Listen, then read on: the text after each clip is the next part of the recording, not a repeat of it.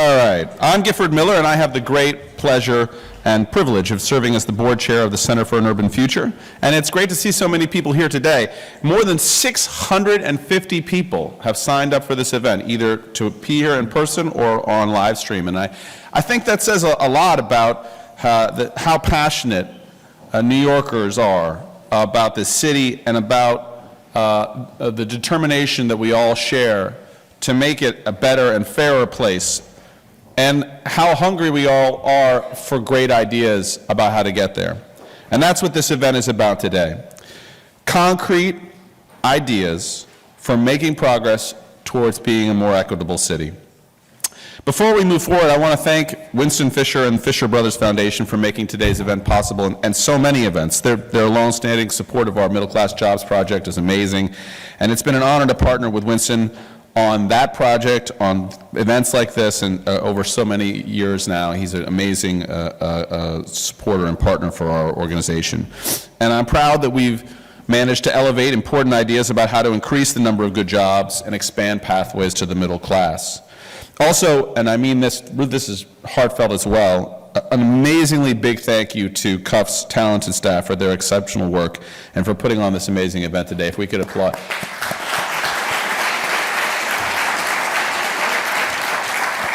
You would think from the amount of output that the Center for an Urban Future puts out that we have like 100 people, droning away in some hive. No, it's not that way at all. It is a hearty and incredibly talented few, and we'll put the emphasis on incredibly talented, but hardworking as well, so thank you all. If you're not familiar with us, and this is your first time to a Center for an Urban Future event, just so you understand, the Center for Urban Future is an independent think tank focused on creating a stronger and more inclusive economy in New York and expanding economic opportunity for all New Yorkers. Our fact-based research consistently raises the profile of underappreciated issues and provides policymakers with ideas that are both innovative and achievable.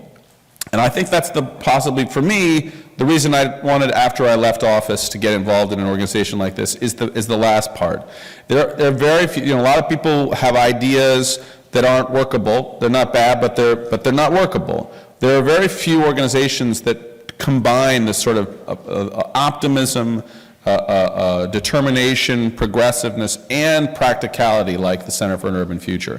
So I know when I was in office and today, it's still true. We help to make change because we provide opportunities for change that can actually happen. So, as an example, just this year, we inspired a major new initiative to re-enroll working adults at CUNY, an initiative admirably launched by City Council Speaker Adrian Adams, one of our great speakers today. We also played an important role in the state's decision to extend the tuition assistance program for part-time CUNY and SUNY students. Over the past decade, CUF published more than 5 reports urging state leaders to do just that, and it finally has happened, an amazing step forward for so many New Yorkers. We helped influence a recent city decision to significantly increase the number of youth apprenticeships. We contributed to the creation of the state's first chief disability officer, and we've sparked New York City Council and City Hall efforts to strengthen pathways for employment for New Yorkers with disabilities. We sparked new legislation to help minority-owned businesses expand the use of digital tools and contributed to the creation of a new City Hall working group to reform the capital construction process. And today, we've assembled an incredible mix of visionary New Yorkers, not just to discuss the challenges we have in our city, but to delve into solutions and advance specific ideas that can help New York move forward on the path towards a more equitable city. There's a big thank you, of course, to all of our speakers, but I just want to single out a few for special thanks. Of course, City Council Speaker Adrian Adams. We always have to give this Council Speaker the first and most important acknowledgement. Manhattan Borough President Mark Levine will also be with us. Deputy Mayor Sheena Wright. We have former Deputy Mayor Linda Gibbs already, and former Health Commissioner Tom Frieden. Thank you guys all for being here. There are many more people I should acknowledge, and I apologize for not doing it, but I actually have been summoned for jury duty. So I'm going to be late in 4 minutes, so I'm going to turn it over then to Jonathan Bowles, who's going to run an amazing event, and I will go to my room in Center Street and follow online. Thank you all very much for being here.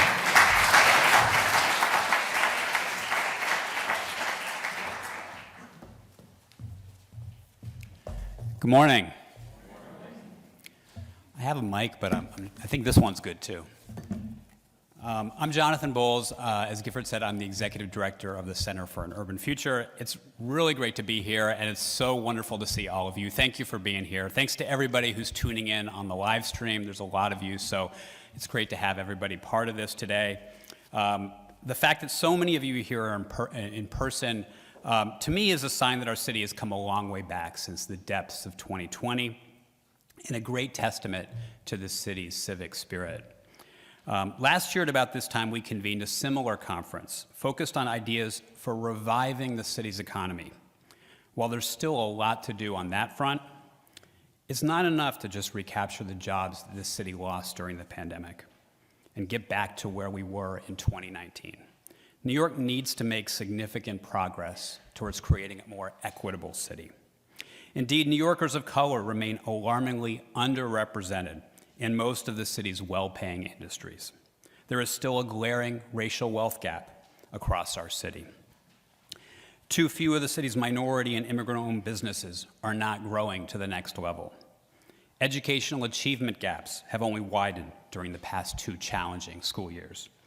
And the pandemic has exacerbated disparities in so many aspects of city life, from housing and healthcare to access to open space. The good news is that there seems to be real consensus now among city government officials that creating a more equitable city needs to be at the very top of New York's policy priorities. But while there's broad agreement on the goal, there's not yet clarity about what policies will be most important in helping us get there. Last week, the Center for an Urban Future published a new report that offers a potential roadmap titled City of Aspiration. It includes concrete ideas for how city leaders can make progress toward a more equitable city. From 150, the ideas came from 150 New York-based leaders and national experts. If you haven't seen it yet, just scan the barcode on your postcard, and if you didn't get a postcard, there's a bunch of them out in the lobby. Just scan the barcode and you could read our report. The ideas in the report come from a diverse mix of community leaders, educators, entrepreneurs, artists, and nonprofit practitioners. I counted, I think there are 86 leaders of New York City-based nonprofit organizations who have ideas in our report. We've got a great nonprofit sector, by the way. For those of you from the nonprofit sector, thank you for your work. We don't expect city policymakers to adopt all 150 ideas in the report, but many of them, a whole lot of them, deserve careful consideration. So today's event is building on this report. Here's what today's program includes. 10 of the people whose policy proposals were featured in our report will be delivering 3-minute idea pitches about their idea.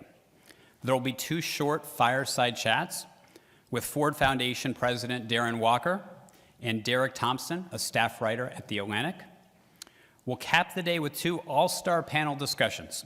The final one featuring 3 of New York's leading government officials, City Council Speaker Adrienne Adams, Deputy Mayor Sheena Wright, and Manhattan Borough President Mark Levine. Before we move on, I would like to thank all of today's speakers and also everyone who contributed an idea to our report. Thank you. I want to thank Winston Fisher again for his support and partnership and for making today's event possible. And I would also like to thank Stephanie Arvalo, Melissa Lent, Charlotte Crow, and so many other staff and interns at the Center for an Urban Future who helped put together our report and this event. Finally, if any of you here today have a specific policy idea for what city leaders can do to create a more equitable city, please tweet it.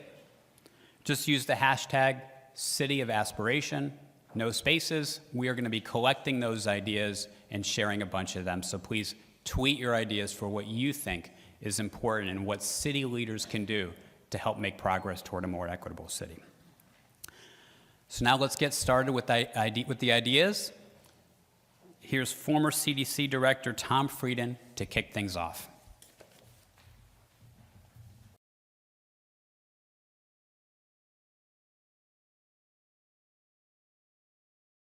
New York City has been a pioneer in public health for more than 100 years. It can be a pioneer right now by substantially expanding the use of community health workers fully integrated in healthcare facilities. Work on this has begun and shown very promising progress, increasing COVID vaccination rates in the communities that have traditionally been least vaccinated. This is a proof of principle, but much more is needed.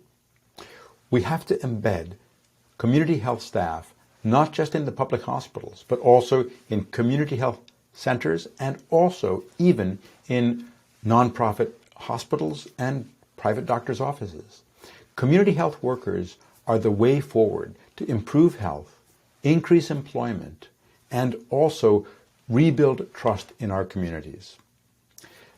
They result in good, stable jobs, an improved response to health threats, better care for high blood pressure, diabetes, asthma, better prevention of HIV and hepatitis C, higher vaccination rates for influenza, pneumonia, and COVID, better detection and care of cancer.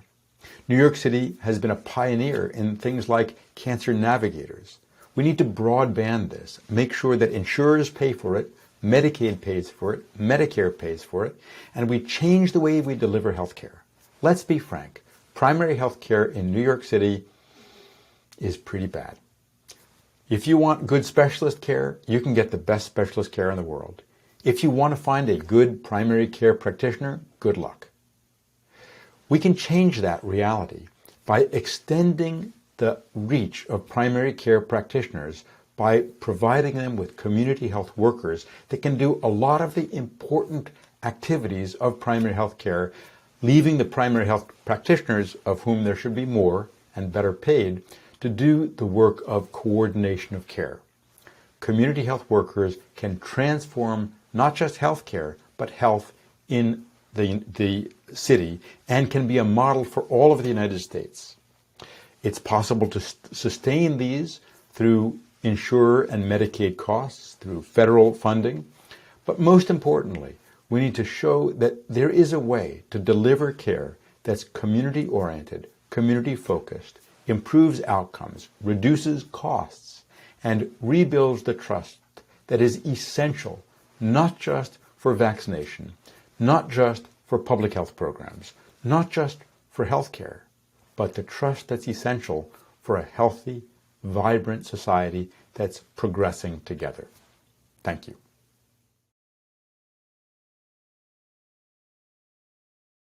My name's Allie Murray. I'm the founder and executive director of Upchieve, an edtech nonprofit that provides free 24/7 online tutoring to low-income high school students across the country. I started Upchieve to solve a problem that I had experienced firsthand as a low-income student in the United States. I was raised by a single mom who immigrated to the United States from Cuba and often couldn't help me with my schoolwork or with applying to college. My own challenges accessing academic support when I needed it had a really big impact on my life. But the problem is that students of the current generation, their challenges in accessing support are even greater due to the pandemic. Research has shown that since the beginning of the pandemic, low-income students have fallen even farther behind their higher-income peers, with consequences that could linger for years. New York City needs to do everything it can to prevent that from happening. Fortunately, there is a very simple solution that is already proven to work if we can get it in the hands of more students. Numerous research studies have shown that tutoring, especially small group and one-on-one tutoring, can have a huge impact on students' academic outcomes. Upchieve's recent research study showed that even small amounts of online tutoring can have a huge effect. Students that participated in our RCT were able to improve their percentile rank on a national math assessment by 9 points after just 9 tutoring sessions on the platform. Unfortunately, most low-income students in the United States today still do not have access to tutoring. At an average cost of over $35 an hour, a private tutor remains essentially too expensive for most low-income families to access. Even when schools provide after-school tutoring programs, these programs can be difficult for students to access due to their fixed times and locations. New York City can fix this by ensuring that all of its students have access to free online tutoring, By partnering with the many existing online tutoring nonprofits, the city could easily ensure 24/7 access to academic support for students whenever they need it. We could cover all grade levels in all subjects.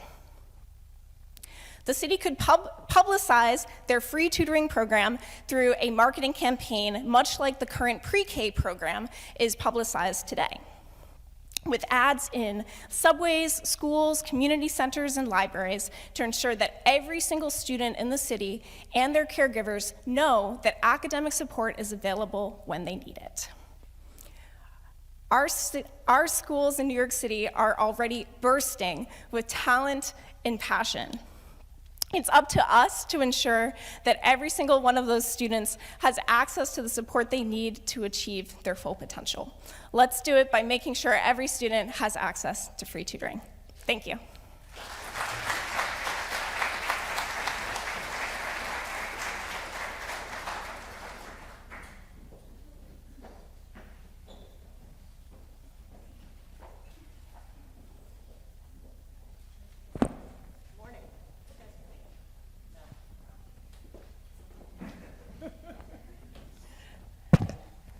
Good morning. My name is Barbara Chang, and I'm the Executive Director of CareerWise New York, a youth apprenticeship initiative here in New York City. So I guess the video isn't working today, but I was going to show you a picture of two young men that I know really well. I know them well because they're my sons, and I want to tell you a little bit story about the two of them, but I guess they're not up here today, but they're here in spirit. My youngest son, Mike, was a spectacular student. He had near-perfect SAT scores. He got into Brown on his own. He graduated with honors, and today he is a software engineer at Uber, making six figures at the age of 25. That was all great, perfect story. My older son, Sam, really struggled through college. He dropped out and transferred 3 times before he finally got his degree at age 26. And even after he had his degree, he languished in front desk jobs at minimum wage until he turned 29, when he took a class at General Assembly, a tech boot camp here in New York. And there he was able to sort of nurture his love of art through the lens of UX design. And as a mom, it was probably the most amazing moment when I saw Sam finally find his passion, and not only find his passion, but be able to apply it to the work that he's doing today. Sam needed work to understand why school mattered, and he was close to dropping out, as thousands of kids are in the city today. So our education system was designed 100 years ago, and with only 25 out of every 100 high schoolers earning a 4-year degree, something isn't working. So today I present to you an old idea with a new twist: modern youth apprenticeship. With greater investment, focus, and partnership, New York City can launch 10,000 new youth apprenticeships over the next 4 years. Simply put, youth apprenticeship puts work at the center of the education experience. And it starts in high school, where kids are actually ready and eager to learn, get on the job, and make some money. So imagine a high schooler, a talented high schooler from the Brownsville section of New York, who's able to leave his low-performing school and go into the workplace where his employer is invested in skilling him up and also paying him on the way. 3 years later, after his apprenticeship is over, he's going to compete for a full-time job, an entry-level full-time job, with a college graduate who has no experience and absolutely no understanding of the company. And by the way, with the 4-year degree, the employer still has to invest in training him up before he can do his job. So I ask you, after this young person from Brownsville is embedded in his team and has assimilated its culture and values, after 3 years of working, who would you pick? So how can government help? There's no country in the world with a scaled youth apprenticeship system that does not have strong government support. With effective incentives like tax credits, wage subsidies, and technical assistance, employers will, without Without those incentives, employers will not persist to see the system changes that youth apprenticeship can offer. So to achieve this vision, New York should set ambitious goals to launch tens of thousands of youth apprenticeships over the next few years and develop the infrastructure, incentives, and policy changes to get there. That's how we build an education system for the Mikes and the Sams and all of the young talent in this city and for their employers. Thank you very much.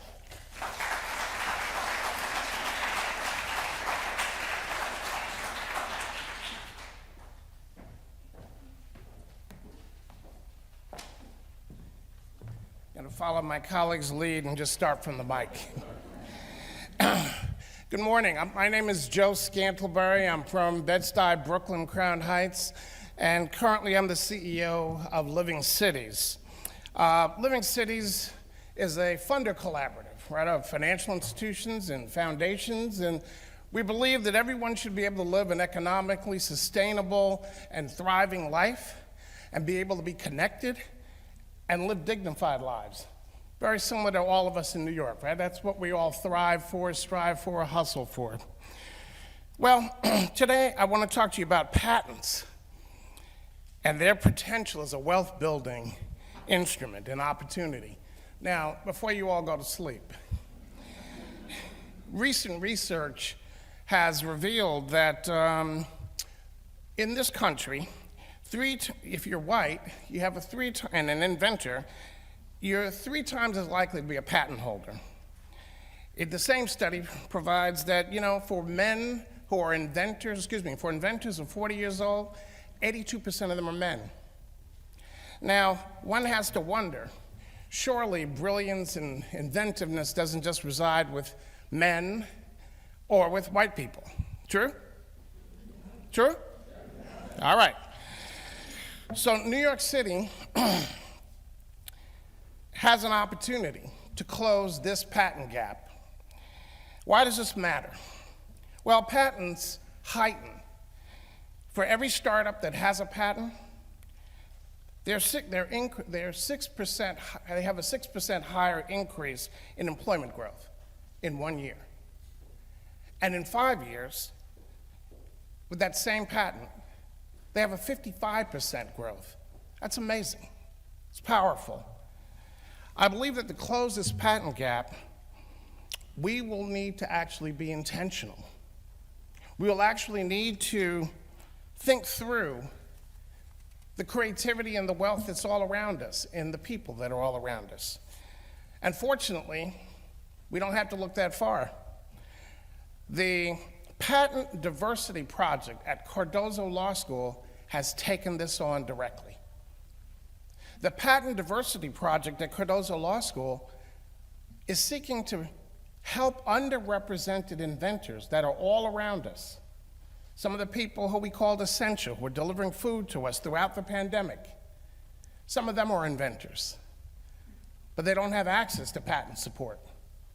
And so we have the Cardozo Law School stepping into this gap. Now, what did they do? Last year alone, they enabled 15 filings, 15 patent application filings. Now, I'm a lawyer, but I am not a patent lawyer.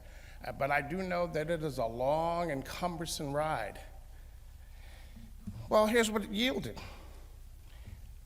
It yielded at least 1 drone delivery service patent developed by a black individual, black inventor, founder, a roofing tool that enables roofers to locate the drill locations, right? Also done by a black solo inventor, a resting pillow invented by a new mother. Any of you? New mothers? And an AI software that debiases human interactions created also by a woman tech startup company. What did that result in? How were they able to do that? Well, in doing this work, they were able to save this community of inventors $500,000 in attorney's fees and filing fees. That's amazing. I don't know about you, but I don't have $500,000 to throw around. So to have that kind of support makes a difference. And what should New York City do about that? Well, you know, some of you may be saying, well, that's great. You've got pro bono lawyers doing this great work. Some of you may be thinking there are companies out here who they can, you know, at 2 o'clock in the morning on late night TV sign up and they'll help them invent something, right? We've all seen those shows at late hours. Well, the truth of the matter is that the Patent Diversity Project has a holistic approach. Culturally sensitive, thoughtful about the people who come through their doors.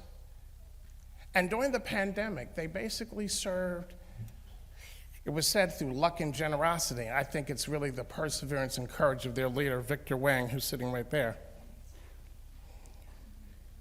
The truth is that New York City can identify, connect, and support the Patent Diversity Project best by ensuring that education around patent diversity and patent growth is part of its economic sustainability plan. Part of all of the organizations, many of who will be here today, many of whom have pitched, understand the power of patents. These are community-based organizations. We have many incubators. Make sure this knowledge is there. Connect the dots. We can do that. That's almost low-hanging fruit. But more importantly, make this effort of invention and identifying the brilliance that is here in New York City a priority in how we message and how we speak about economic development. There's creativity all around. Let's invest in it. Here in New York, we often talk about if you can thrive here, how do you say? If we can survive here, right? We can survive anywhere. If you can make it here, right? We want to do more than make it. We want to know, we want to invent it. We want to patent it. We want to own it. And we want that productivity and that creativity to be part of the economic future of this city. Let's make New York City an epicenter for invention, for patent holding, and for the welcome the creativity that exists all around us. Thank you.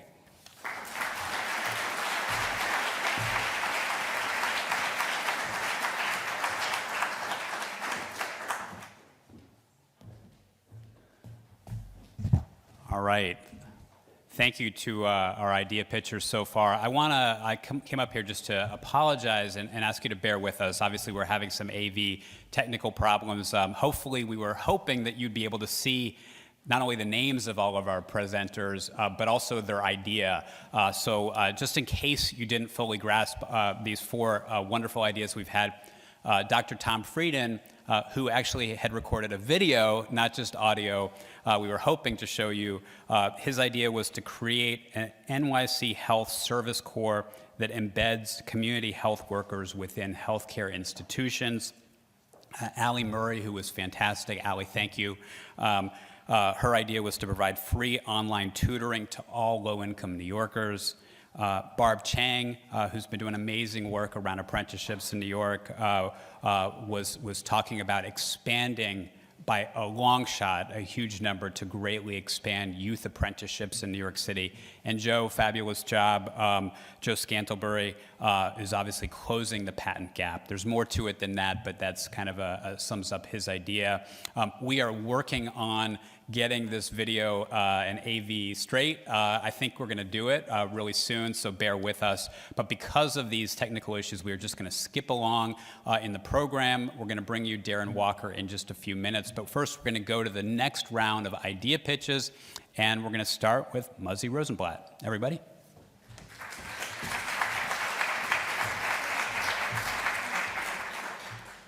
Glass half full, we're back on schedule. 20,000 single adults experiencing homelessness seek shelter every year in New York City. 20,000. 1 in 10 at a BRC residence. I'm Muzzy Rosenblatt, the CEO of BRC.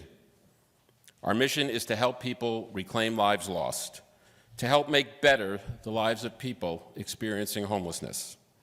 Make their lives better, not necessarily perfect. Perfect is an ideal. I yearn for perfect. a world without racism, poverty, suffering, and every day I try to make it better and work toward that ideal. If we're to move the needle on homelessness and affordable housing significantly, we must consider where we can make and achieve better, even if it's not perfect. Most everyone we serve at BRC seeks a place of their own, privacy that exceeds that which they have in a shelter. An apartment with its own kitchen and bath would be ideal. BRC has hundreds of these apartments. At about 400 square feet, they are modest, and it costs about $300,000 to build one. Every year, New York City adds only a few thousand of these apartments that are affordable to homeless and low-income individuals. But we can do better for more people at less cost by looking back to a time when we did, to the SRO, the single-room occupancy dwelling, a private room of about 150 square feet, not 400. Bathrooms, kitchens, lounges, yes, but shared. Because it costs less to develop and uses space so efficiently, this style of housing would simultaneously lower rents and increase the supply of affordable housing.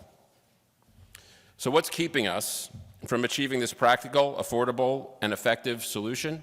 Not money, just our own laws and biases. Eliminating SROs was a choice New York City made beginning in the 1970s to outlaw the development of new SROs and then incentivize developers to demolish or convert the ones that existed. Without question, there were valid concerns: unsafe building conditions, a lack of services for vulnerable tenants. These can be mitigated, in part, by limiting the development of SROs to pre-qualified, mission-driven nonprofits. In a city where as many as 200,000 SRO units existed, now there are closer to 20,000, 68 of which BRC owns and operates with on-site staff and services, and tenants who have security, stability, community, privacy, and a better life. When homelessness remains a persistent crisis for tens of thousands each year, and more than 500,000 New York households are spending more than half their income on rent, it's time to rethink and restore one option that stands out for being particularly achievable, practical, affordable, and effective. Restoring the legal status of SROs, redesigned for the needs of today, will help ensure that tens of thousands of New Yorkers have access to deeply affordable housing and money left over to invest in their own futures. Thank you.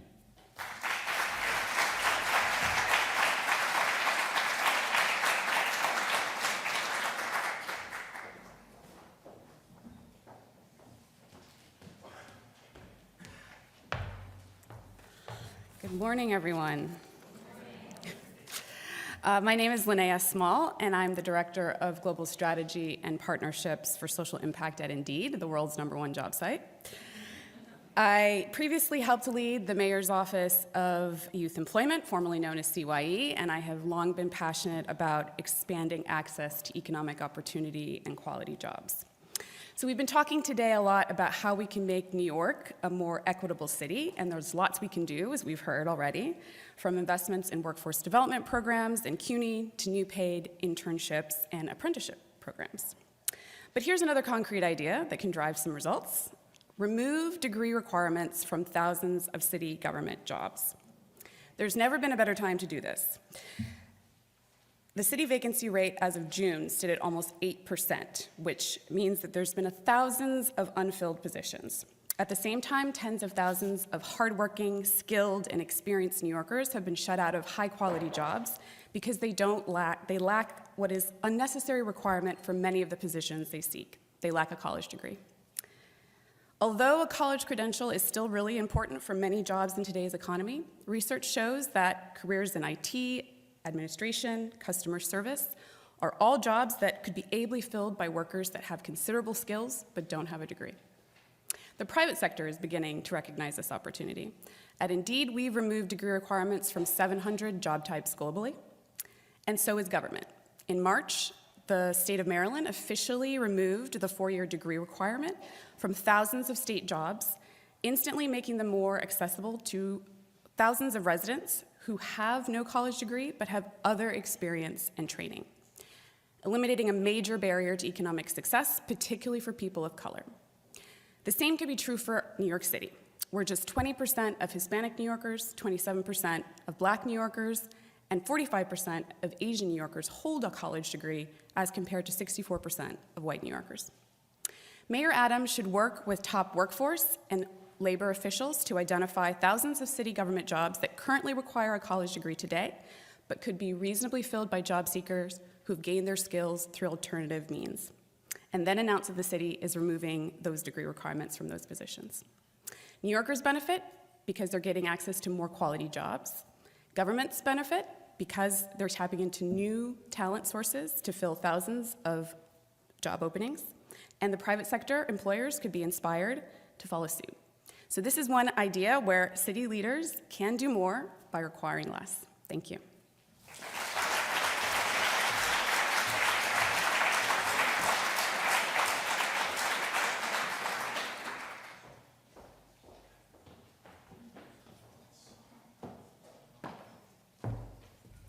Good morning, everyone. I'm Rosalie Ginevra, the Executive Director of the Architectural League of New York. New York City is made up of dozens and dozens of distinct neighborhoods, each with its own characteristics and opportunities. And that's why so many of us love New York so much. New York can only succeed in creating a more equitable city by ensuring the equitable delivery of public goods and services and fair distribution of environmental burdens across the city. And that means better navigating the inevitable tensions between respecting and supporting the particularities and needs of all those specific places and governing to meet citywide needs. Decades ago, New York City put in place a vision and structure for giving voice to community needs and desires and making delivery of city services equitable and accountable to local communities, the system of 59 community boards that remains in place today. One often hears community boards disparaged as unrepresentative, berated for being time-consuming and obstructionist, or belittled as having little actual impact. Does that sound familiar to anybody in this room? But the system has never had the resources, support, or clout to fulfill its potential and make New York City's government accessible and answerable to residents and businesses while enabling progress too. How could the city support its community boards better and help them achieve their potential? One important way, add a full-time planner and an architect to the district staff in each community board. This would make possible much more proactive planning work and an ongoing fine-grained inventory of on-the-ground realities of land use and building fabric in each district and what possibilities they might offer. In a dynamic city with so many needs, including the urgent need for much, much more housing and for adaptation to the impacts of climate change, this kind of capacity is extremely important. Supporting community boards by supplying such expertise is not a new idea. A program that places graduate planning students, created by Anthony Borelli and now run by the Fund for the City of New York, does this with a small number of community boards on a part-time basis. But it's important that the boards have this capacity on an ongoing, full-time basis.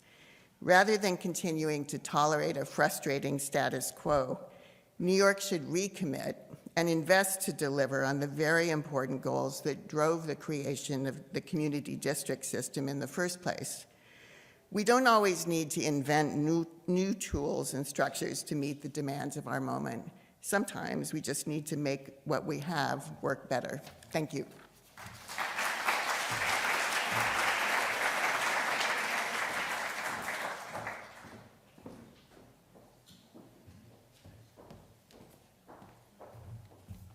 All right, thank you, Rosalie.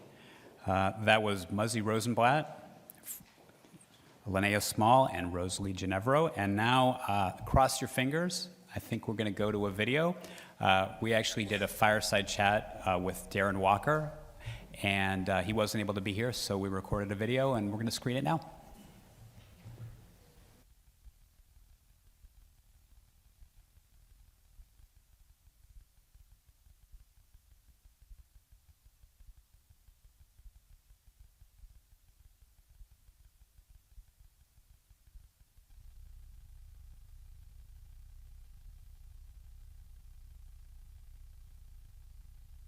Good morning, Darren.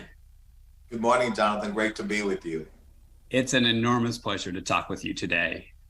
So we are having a conversation today about what specifically New York City policymakers can do to build a more equitable city.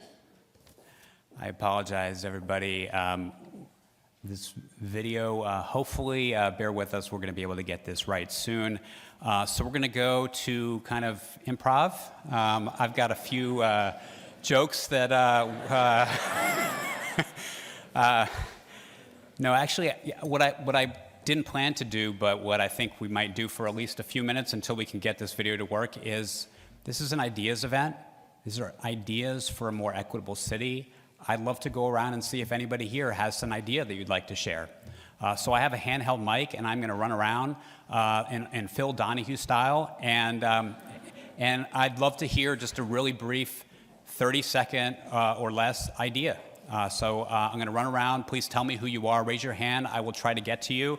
Also, I do want to share, I said we were going to try to share some of the ideas if you tweet and you do a hashtag City of Aspiration. So we've got one idea on our Twitter handle so far with that hashtag, and it is free Metro cards for all CUNY students, including non-credit students, following program that will lead to a credential.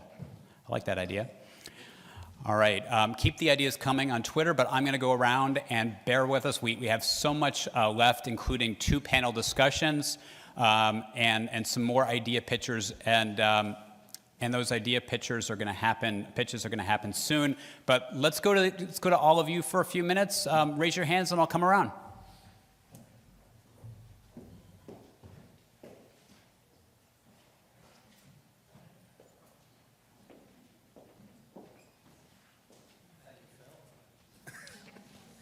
Thank you very much, Jonathan. It's always a pleasure to be at your events. I appreciate it. Good morning, everyone. My name is Ken Brown. I'm the district manager of Bronx Community Board 5. So what Rosalie said, we've been talking about and aspiring for as long as I've been around, which is a little more than 5 years. My idea, and this came out of the initiation of the COVID, is to embed arts programs, particularly writing and journaling, in the social service delivery and the libraries that we have in our communities. There was an event maybe about a year ago that included the Brooklyn Public Library. And at a couple of their branches, they have embedded citizen journalism and journaling classes. And I think that given the experiences that people have in our communities as the district manager in our community boards, that is in a profound vein of experience that has not been tapped, exploited, and advertised. So if we can better embed arts programmings and the opportunity for people to be creative and enthusiastic in our service deliveries, I think that would make for a more cohesive and shared experience of our city. So things like journaling, citizen journalism, and things like that can be readily embedded into community action agencies, libraries, and institutions of that kind. That's why I came today. Thanks, Ken. Hands. Hi, everyone. I'm Jonathan Gonzalez with Indeed. Hey, Linnea. My idea would be a vacancy tax for vacant real estate, particularly to ideally get after the vacant commercial real estate problem across the city that could be better used as housing or for housing, as opposed to sitting empty for years while landlords hope to get the price that they've named. And so, yeah, that would be great. Thank you, Jonathan. I'm going to see if I can get over there, but let me make my way over there. Do we have other? Thank you. Hi, everybody. I'm Cristian Gonzalez Rivera. I'm the Director of Strategic Policy Initiatives at the Brookdale Center for Healthy Aging, and I was formerly at CUF. So I'm actually going to talk about an idea that is actually in the report, and that is universal tech support through 311. So we wrote a whole report where we're talking about the fact that a lot of older adults are not sort of as confident with technology. I mean, it's like at the same time, many are. But one of the biggest barriers that a lot of older adults face, and others as well, in actually getting to use technology, becoming comfortable with it, is the idea of what if something breaks? What if I get stuck somewhere? What do I do then? And so not everybody has somebody they can call up and say, hey, my computer's doing something strange. How do I get past this? So what if there were tech support that you can just call up right through 311, and not only that, but in your language as well, and so that's something that's accessible to everyone in the city. So anyway, that's something we put in the report, and we hope that it gets to happen. So.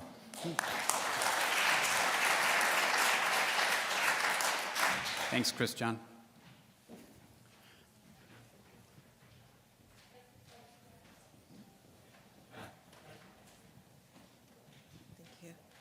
Hi, good morning, everyone. My name is Afi French. I am a consultant, and but my idea actually is totally for another part of my life. Right now, fashion waste is a really big problem around the globe, but also in New York City. The issue is that when we have a lot of fast fashion, so you can buy things that are affordable, and you can buy a lot of it, and so what happens is we end up throwing away clothes that are perfectly fine to wear. We just bought something new, or, you know, too many things in our closet. We don't have enough closet space. It's New York, right? So my idea is that we have a special bag that we can discard our clothing. And so when sanitation picks it up, they know automatically that this is clothing, and it goes either to a donation center or goes separate, so it's not in the landfill. It's something that we can easily, well, I say easy, but in terms of getting the message out, letting people know this is an issue, use this bag, put your clothes in it, put it on the sidewalk, we can immediately start to get at this really big issue.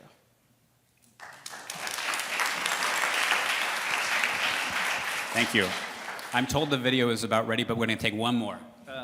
Thomas McMahon, with an idea about how we build out our clean energy future is going to take a massive investment as the peak load goes from 12,000 megawatts in summer to 36,000 megawatts in winter. This is going to take a massive investment and paid for by ratepayers. Why not make Con Ed rates, electric rates, progressive, so that we reflect the cost of energy based upon income as a way to address both the need for the investment, but also the income inequality that exists because paying your electric rate is not optional. Thanks. Thank you. All right, hopefully we're going to get a chance to do a little bit more of this because this has been fun. And thank you all. But thanks for bearing with us. I think the video is going to work. I'm going to cross my fingers. Roll tape.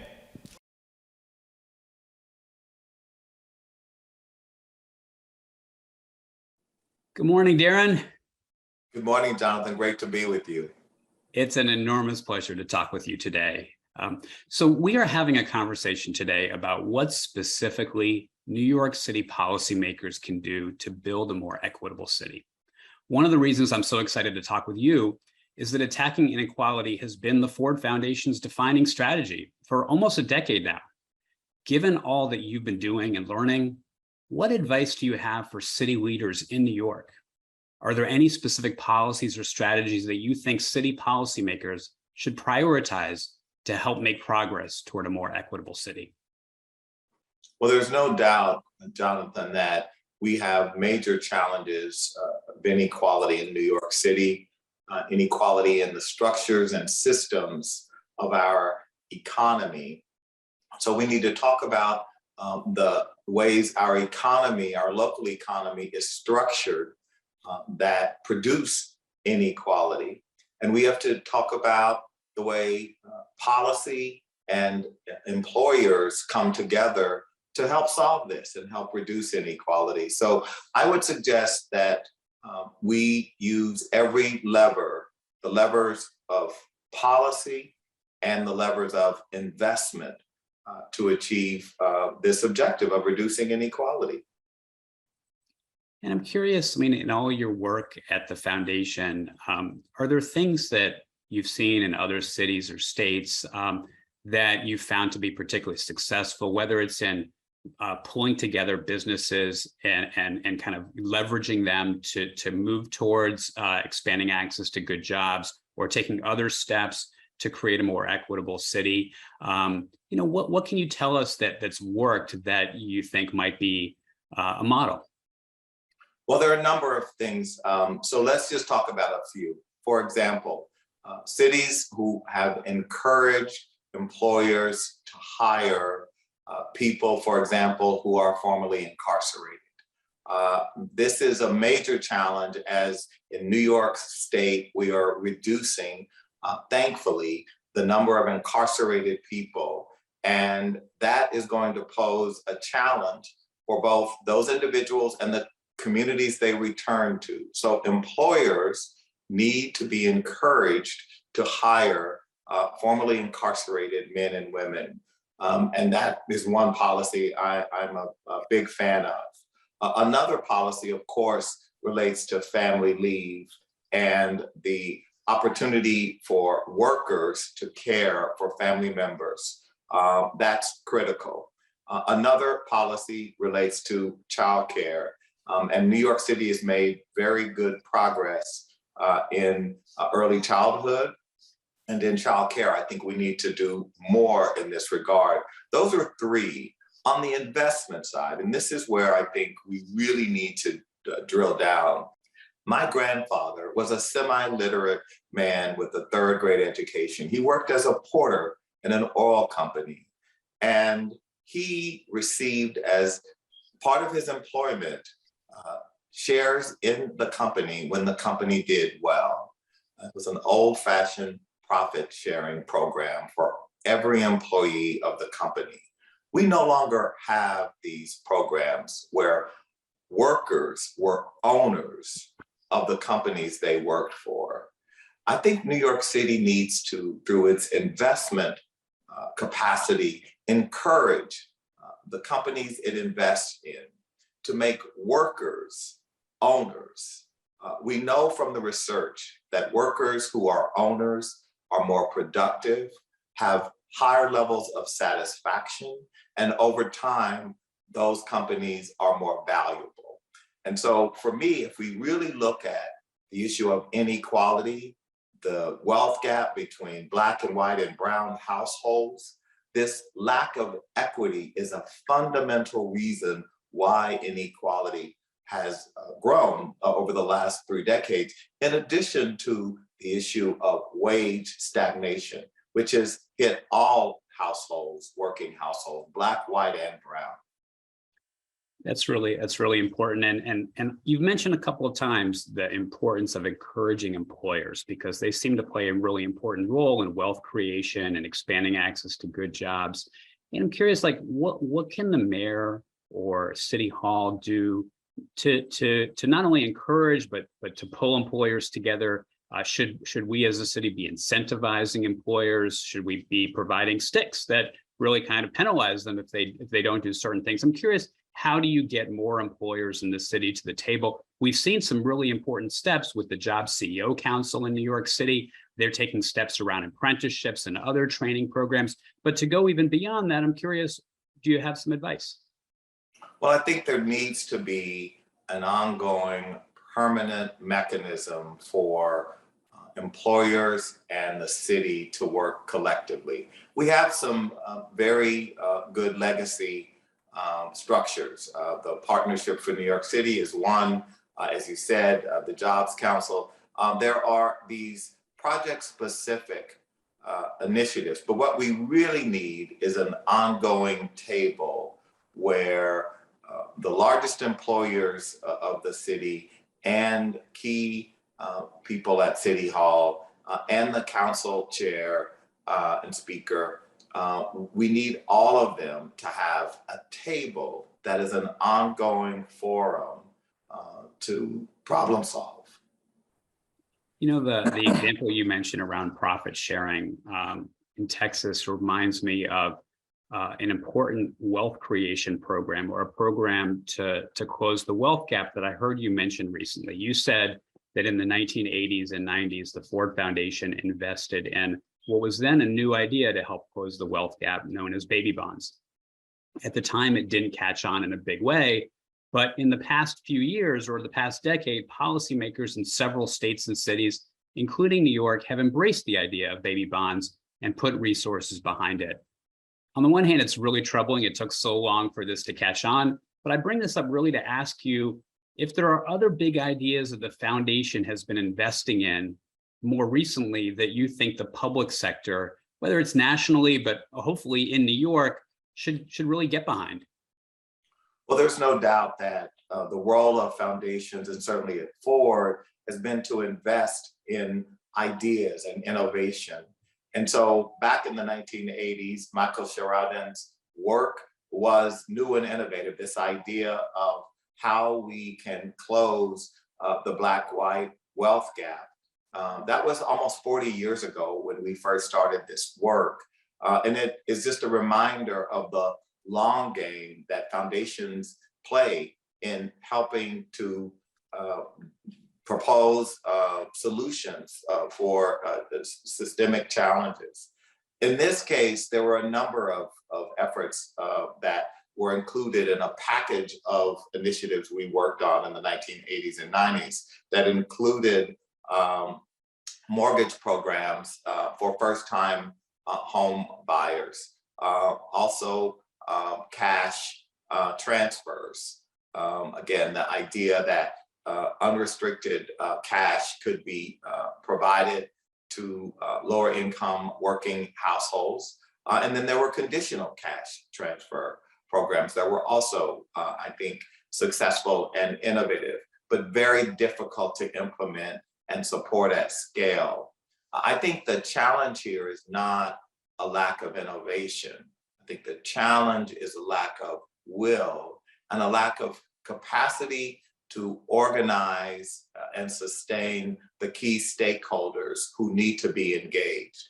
Unfortunately, politics gets in the way. And one of the really regrettable things we have seen over these last few years in New York is an unwillingness of our leaders, particularly at the state and city level, to come together, to work collectively.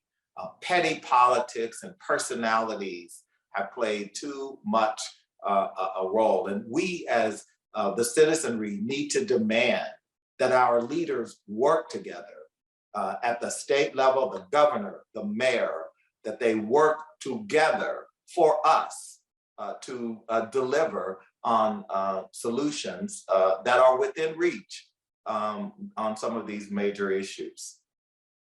Absolutely. And what you said reminds me that Ford is just one of so many dozens of really remarkable philanthropic foundations in the city. We're so lucky to have them. They played a really big role in supporting innovative nonprofit programs around poverty and inequality, many of which are having a really big impact, but also many of them are having an impact at a fairly small scale. And I guess I wanted to ask you, how do we get city government in New York to help scale up more of these effective nonprofit initiatives? We know that there are things that are working. You cited a few that Ford has supported over the years, but it seems fairly rare that government will step in and help get those to the next level to reach far more New Yorkers. Is there a model for a government philanthropy partnership that you'd like to suggest? Well, there's no doubt that New York City has a rich and vibrant philanthropic community, and the city has benefited from that. And Ford is just one of many, many players in this city. There are models. For example, at the state level in California, we participated in an initiative that Governor Newsom organized around basically a forum where philanthropy and state government and private employers came together around scaling key initiatives that were priorities for the governor. There's no doubt that philanthropy is is limited in its capacity to both fund at scale and to sustain funding over long periods of time. There are models. We used to have many models where government would work in partnership and then scale. Government has lost its will and in some cases its capacity to do that, partly because of revenue challenges. There's no doubt that many of these initiatives require new revenue or redirected revenue, and there has not been a willingness, an ability to actually do one of those two things, to generate new revenue or to redirect existing revenue towards higher priorities. And I think this is where leadership comes into play. We have to demand a quality of leadership and decision making that makes it possible to imagine that we really are going to deploy public capital towards the highest priorities and the best uses of our public purse. All right, well, I think we're going to have to end there, Darren, but this was so wonderful. Thank you very much for taking the time with us this morning, and best wishes with all you're doing. Thanks, Jonathan. Always great to be with you. Take care.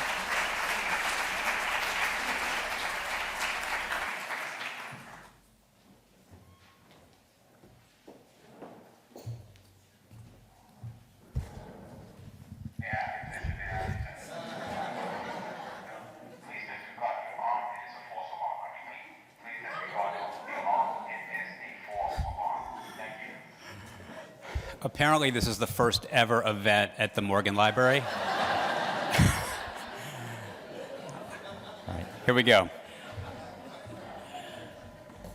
All right. Well, good morning, everyone. Good Monday morning. It definitely feels like a Monday morning, but I'm pleased to be here. I'm Maggie Greenfield, and I'm the executive director of the Bronx River Alliance, which is a nonprofit that's on a mission to protect, improve, and restore the Bronx River.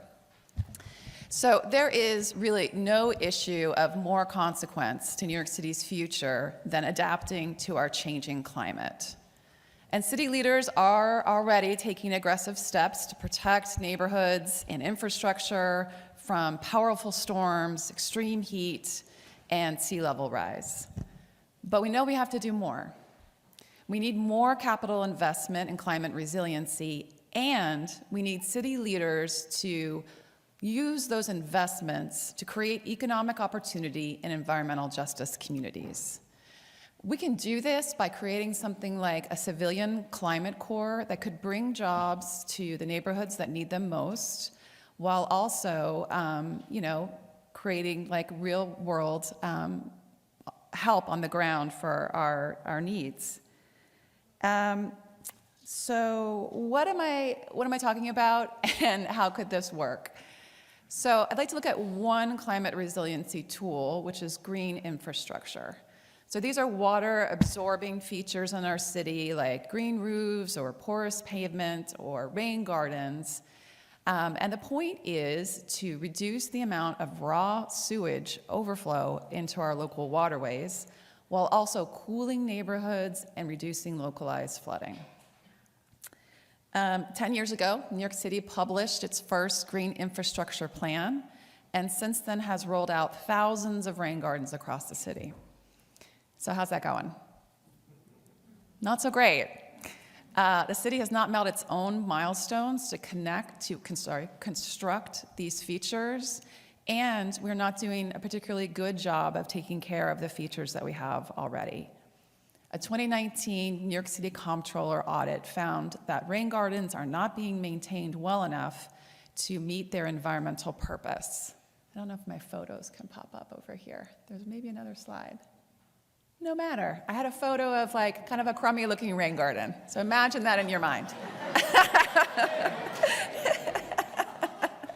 Oh, there it is. Yes, this one, not looking so good. This is not untypical in communities like the South Bronx.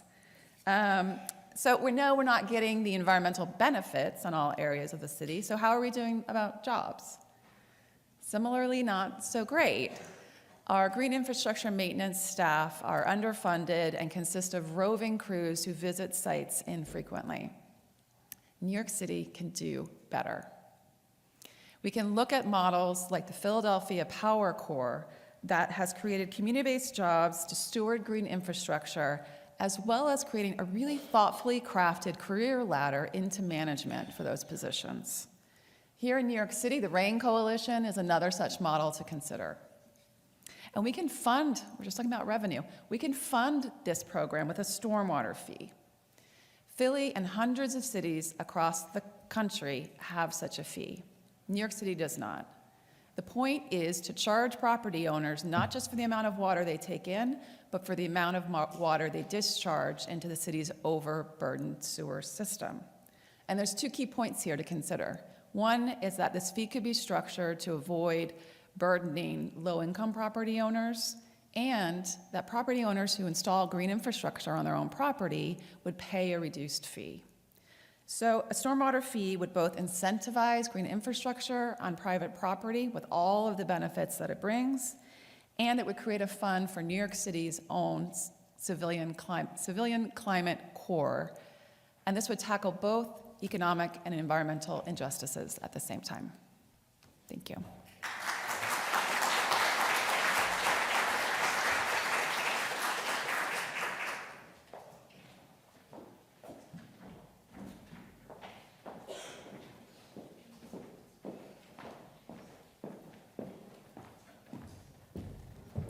Good morning. My name is Shelly Williams, and I have called New York my home for 32 years. I came here for college, but it was the city's rich culture and arts that have kept me here. For over 30 years, I have been part of the Broadway community, first as an actor and now as a director. I've watched people from all over the world come together in a theater and experience something so magical together. As a longtime member of Broadway Inspirational Voices, I have witnessed the power of music connect strangers, transcending language, religion, economic status, and culture. It's that magic and that connection that has made storytelling my life's work.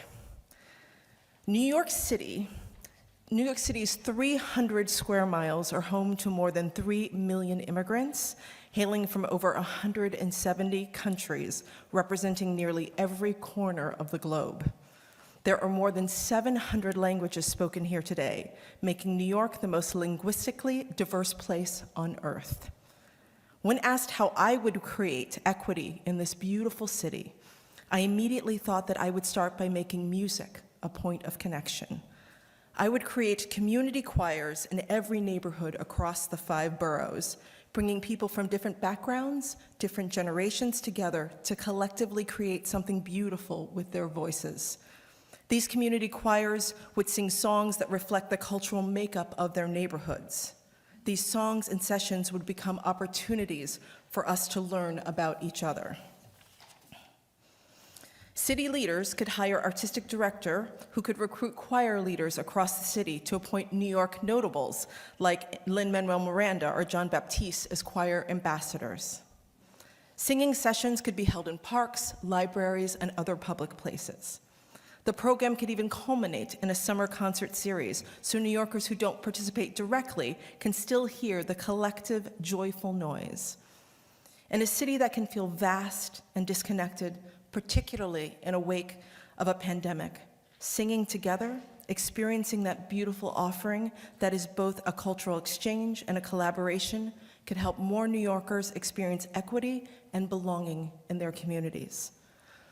So imagine, if you will, it is a beautiful summer evening, and you decide to take your child to the park to participate in one of these sessions. You pass by the guy that you always see in the dry cleaners, and the older couple who lives up the block that seems nice enough but never puts out Halloween candy. And you arrive at the park, and you see, let's say, John Baptiste welcome you. And he introduces you to tonight's choir leader, South African composer and Lion King star, Bongi Duma.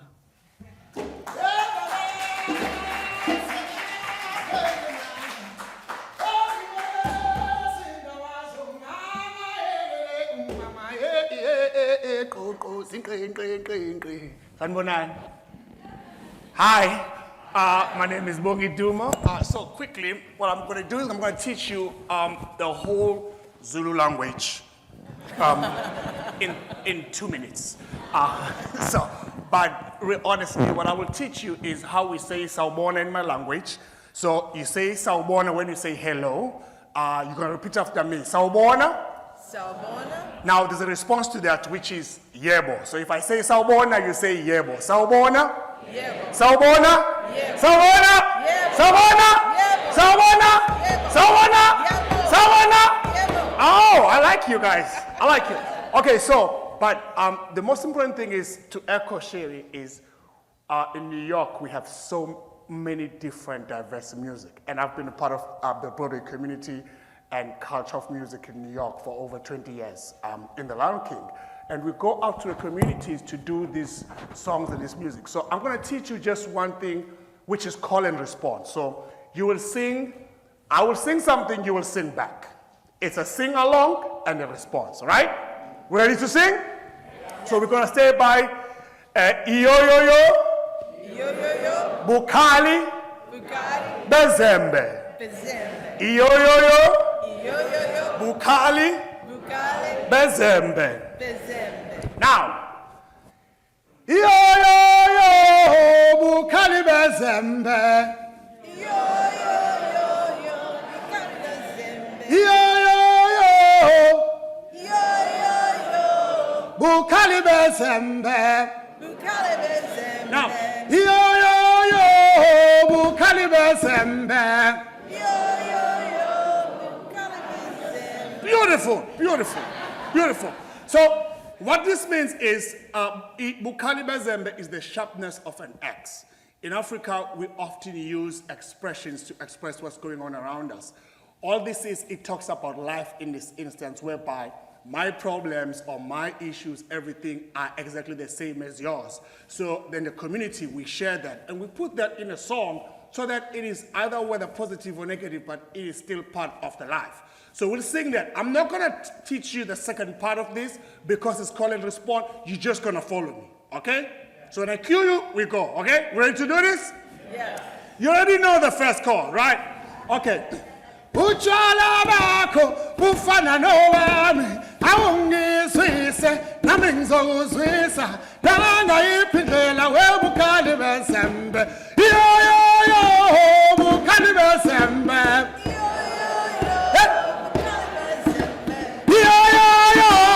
bukali bezembe utshwala bakho bufana nowami awungizwise nami ngizokuzwisa nangayiphi indlela webukali bezembe bukali bezembe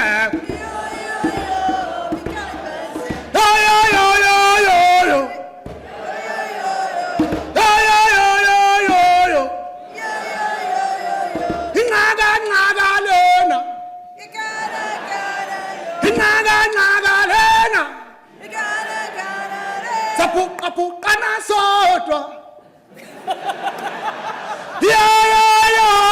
bukali bezembe hey awu bukali bezembe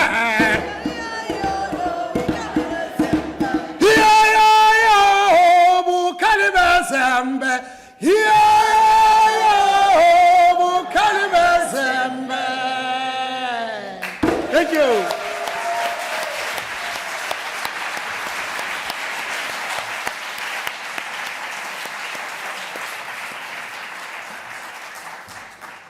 Thank you, Bongi. So now you have experienced what I hope can happen in every neighborhood in New York City. Just take a moment and just look around this room. Look at the faces around this room. There is a very good chance that you may never see any of these people again, right? But there is the possibility that somebody in this room could be your neighbor. And when you see them on the street, instead of just walking by, perhaps you look them in the eye and you say, Sawubona. Thank you.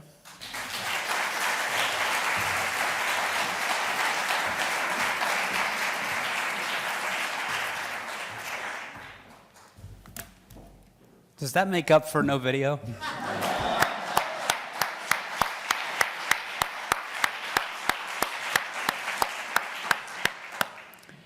Guys, that was amazing. Thank you all. I mean, boy, I'm really blown away. I'm also finally smiling. I want to just thank again Shelly Williams and Bongi Duma. By the way, look them both up. Go see them on Broadway if you can. Also, I got to say, one of the things that really made me happy during this past really difficult couple of years was seeing, I don't know if you remember on the inauguration for President Biden, the really amazing clip of New York Broadway performers performing Seasons of Love. Check it out if you haven't, but Shelly was the director of that. It came together in like one weekend. It was just miraculous, and she did a great job. So we have other things that we're gonna actually just skip.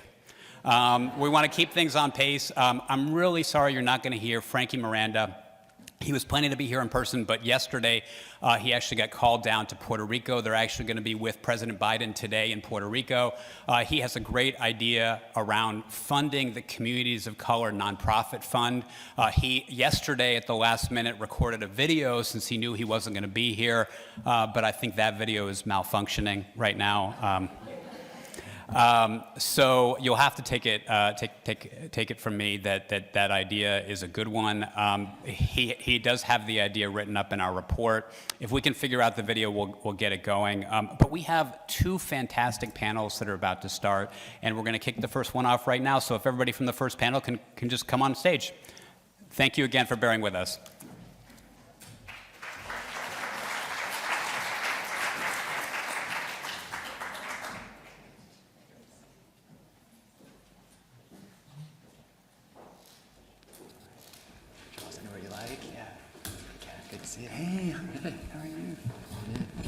Good morning. Can everybody hear me okay? All right. Well, my name is Eli Dvorkin. I am the editorial and policy director at the Center for an Urban Future. It's been really wonderful kicking off my week with such a range of amazing ideas and all these wonderful folks in the room. And we hope to share some more good ideas with you now. But first, let me just say, as a reminder, in the event of a water landing, your seat cushions do double as flotation devices, so just bear in mind if we get any other curveballs today. Now, I'll be moderating today's discussion, but let me just first introduce our amazing panelists. We're joined this morning by Kenneth Adams. Kenneth is the president of CUNY's LaGuardia Community College, one of the most effective institutions of economic mobility in the nation. Kenneth was previously dean. Yeah, that's worthy of applause. Hey. Absolutely. Let's hear for LaGuardia. Kenneth was previously Dean of Economic and Workforce Development at Bronx Community College and served the state as President and CEO of Empire State Development and as Commissioner of the state's Department of Economic Development. Welcome, Kenneth. Great to have you with us. We're also joined today by Linda Gibbs. Linda is Principal for Social Services at Bloomberg Associates, a nonprofit consultancy that helps mayors around the world tackle the most pressing challenges. Linda previously served New York City as the Deputy Mayor of Health and Human Services, and before that led the Department of Homeless Services as well. Linda is also the co-author of the 2021 book, How 10 Global Cities Take on Homelessness. How 10 Global Cities Take on Homelessness. Linda, great to have you with us. I'm also very pleased to welcome Charles Phillips. Charles is the co-founder and managing partner of Recognize, a technology-focused investment firm. Prior to its founding, Charles served as the CEO of Infor and has held senior positions at Oracle and Morgan Stanley, among others. He's the co-chair of the Black Economic Alliance and serves on the executive committee of 110, two major coalitions of leaders working to expand economic opportunity for Black Americans. Charles, great to have you with us as well. And finally, last but certainly not least, Winston Fisher, who has really helped make today possible and the Center for an Urban Future's Middle Class Jobs Project. But in addition to those roles, Winston is partner at the real estate firm Fisher Brothers here in New York and CEO of Area 15, an experiential entertainment and retail company. Winston serves as the co-chair of the New York City Regional Economic Development Council and has spearheaded this Middle Class Jobs Project with the Center for an Urban Future now for several years. And he's also the co-author of the book, The Opportunity Agenda, with former Kansas City Mayor Sly James. Great to have you with us, Winston. So Linda, I'd love to start with you, not just because you're sitting to my immediate left, but because mayors turn to you in times like these, dealing with a crisis or perhaps a protracted crisis like the pandemic, while trying to make progress on equity and opportunity in so many different areas, competing with the minute-by-minute urgent challenges and the need for strategic long-term thinking and planning. So where would you advise the city's current leadership to focus on their equity agenda in ways that would have the greatest impact right now? Yeah, this is challenging. I worked for 30 years of my career in New York City government, the vast majority of that in the Health and Human Services, working in agencies where people who suffered greatly, we were trying to meet their needs and help them to address their crisis, but always trying to think about how can we prevent, how can we get over it, how can we help them not just get past this crisis, but actually advance and prosper. And I think it's a real pickle for cities. And New York City is the most powerful city that I have seen in all of my work in these past 10 years since I left city government. And I always say, if I knew how powerful New York City mayor was and how powerful I was in my role, then what would I have done differently? And there are things, so I'm going to say a couple of things that I would have done more of, perhaps. But also, I wanted to start, and maybe it's picking up a little bit on what Darren Walker said, which is that we are functioning within an economy that is structured to produce inequality. And we have a economic system writ large that is structured on not only inequality as it is, but growing inequality, and we saw how the pandemic exacerbated that. The rich got richer and the poor fell further behind. And so I think, boy, 30 years of my career and I worked to overcome that, I guess I didn't do very good. And so it makes me really say that if we think that government is going to fix that, then we have a false set of expectations about what local government in particular can do. And I think it would be, yes, Darren's point is also right, that mayors and governors and presidents and city councils and state legislatures and national Congress all have to work together collaboratively and collectively on this, but it's about shaping the culture of our economy. And so with that, I would say the first thing I would say is that, so now what does a mayor do about that? A mayor has to find ways to encourage and lift up private employers to adopt more equitable policies within their organizations that are focused on creating more opportunities for people who have the least social capital, who have fallen the furthest behind, and to ensure that the doors are opened up. You always want to hire the best and the brightest, but sometime in our compulsion to hire, the very best, we are just reinforcing all the racism and structural inequalities that allow the very best to get in the foot of the door, and you've got to work to reverse that and change your internal culture of your organizations. And so I think Mayor Adams and mayors in general, working collaboratively, need to think about how we can change the culture of how our economy is structured.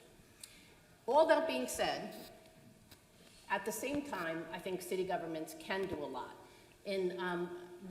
We had a huge anti-poverty initiative that we took on during the Bloomberg administration that was focused on really research and development. We created an innovation fund, and the whole idea is let's try out new ideas. We have all these agencies that are doing the same thing, sometimes year after year after year, without even accountability for whether or not the results were positive.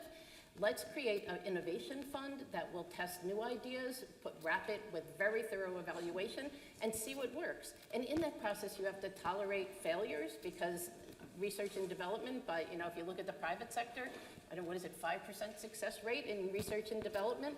We have such a high expectation of government. We think 100% success needs to happen. With our innovation fund, I think we tried out 40 or 50 new ideas around tackling poverty, and I would say we had a success rate of about 20%, and I thought that was spectacular. And many of those have since gone to scale, and I think we need to encourage governments to be more risk takers, but also to evaluate, to hold themselves accountable, and then once you find something that works, figure out how to take the money away from the stuff that ain't working and put it into the new stuff that is. Thanks, Lynn. I want to come back to some of these things that are working, and I think there's a lot of appetite in the room to hear about those specifics, and also where there are good ideas that are still too small. And I would say I think some of those ideas haven't gotten to scale yet, so I'd love to come back to that. But also, Charles, I wanted to actually bring you in because Linda was just talking about the culture change that's needed to really build a more equitable economy. This panel discussion won't just focus on the economy, but it's obviously central for many of us in the room today. So I wanted to ask you a little bit about that question. I mean, we know our own research at CUF here in New York City has shown that in New York City's high-flying tech sector, which has created more good jobs, arguably, than any other, and which is now employs more New Yorkers than it did in 2019, which has added jobs relative to where we were at the start of the pandemic. But at the same time, Black and Hispanic New Yorkers, who make up about 43% of the city's workforce, only hold about 1 in 5 tech sector jobs in New York. That's better than we were 10 years ago, but obviously there's still a long way to go. We see the same disparities in almost every single industry with good, well-paying jobs and accessible middle-class jobs. And I know that you've been working on these issues from the private sector's perspective and also working with other CEOs. How can more companies open up pathways into the good jobs that businesses are creating? So I'd love to understand from your perspective a little bit more about where should New York focus now or focus next to help solve for that disconnect? Yeah, I've been working in the private sector for many years trying to bring more people into technology, particularly people of color, running large companies. The latest efforts is an organization called 110, which you know about. It was started after George Floyd incident, where they asked myself, Ken Chenault, who was at the time CEO of American Express, Ken Frazier, CEO of Merck, several of us to come on and talk to the Business Council, which was a club of about 200 CEOs. And through the course of that conversation, we got them to commit to hiring 1 million Black people over the next 10 years, but we had to find a way to train them. And so what we have found is that even with the CEOs participating, they committed $100 million a year to this organization. It's been difficult to get that done. We did 50,000 in the first 12 months here. But the reason is some of the things you're talking about. Culturally, the middle management, they don't want to change the way they hire.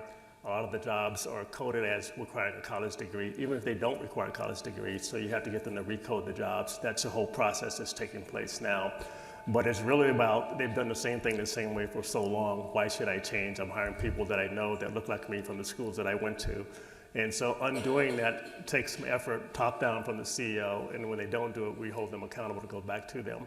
The second thing is finding the fragmentation is a big problem for both the employers and the applicants. What I mean by that is there's thousands of job training programs. We're trying to connect them all to the employers, thousands of them around the country.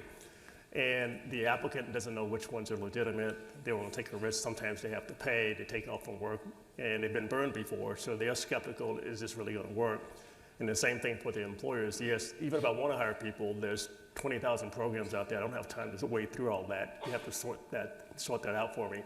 And so the fragmentation that each city government has with 20 or 30 programs actually undermines the goal of what you're trying to do in placing people. It's too hard for people to find where the good jobs are, and it's too hard for the companies to find which programs work, who's trained them, what skill set. Then lastly, you can't count on, I guess, the goodwill of companies hiring people who they don't think are qualified. You do have to get people trained. That's the marketplace that we're in. And so if it falls under something philanthropic in a company, it doesn't continue. At some point, they stop funding it. Nobody pays attention to it. It has to be a part of the regular HR system, bring them in regular skill sets. They can learn it. We've proven that's the case, and get them to flow in like anybody else. And that's fundamentally what has to change. It can't be something in the foundation. It has to be part of the ongoing company business. Thanks, Charles. Hey, Kenneth, I see you nodding your head. I want to get you in on this conversation. In part, thinking about some of that skill building is happening at CUNY, needs to be happening in our public colleges and universities to take it to scale, to serve the needs of New Yorkers today. We don't necessarily believe that every New Yorker should be getting a college credential to have access to a family-sustaining wage, but we do know our economy has shown that a college credential may still be the key ticket to opening up pathways to good jobs in our economy. And at the same time, we know that so many New Yorkers are challenged by the process of earning a college credential, and the disparities are really striking. I mean, here where we are in Manhattan, about 2/3, almost 3/4 of residents have a college degree, a four-year degree, and a couple miles away in the South Bronx, it's about 12-13%. So what do we need to do to close that gap? Or maybe more specifically, even just around higher education alone, government leaders have all these different competing priorities and policy ideas and needs for funding.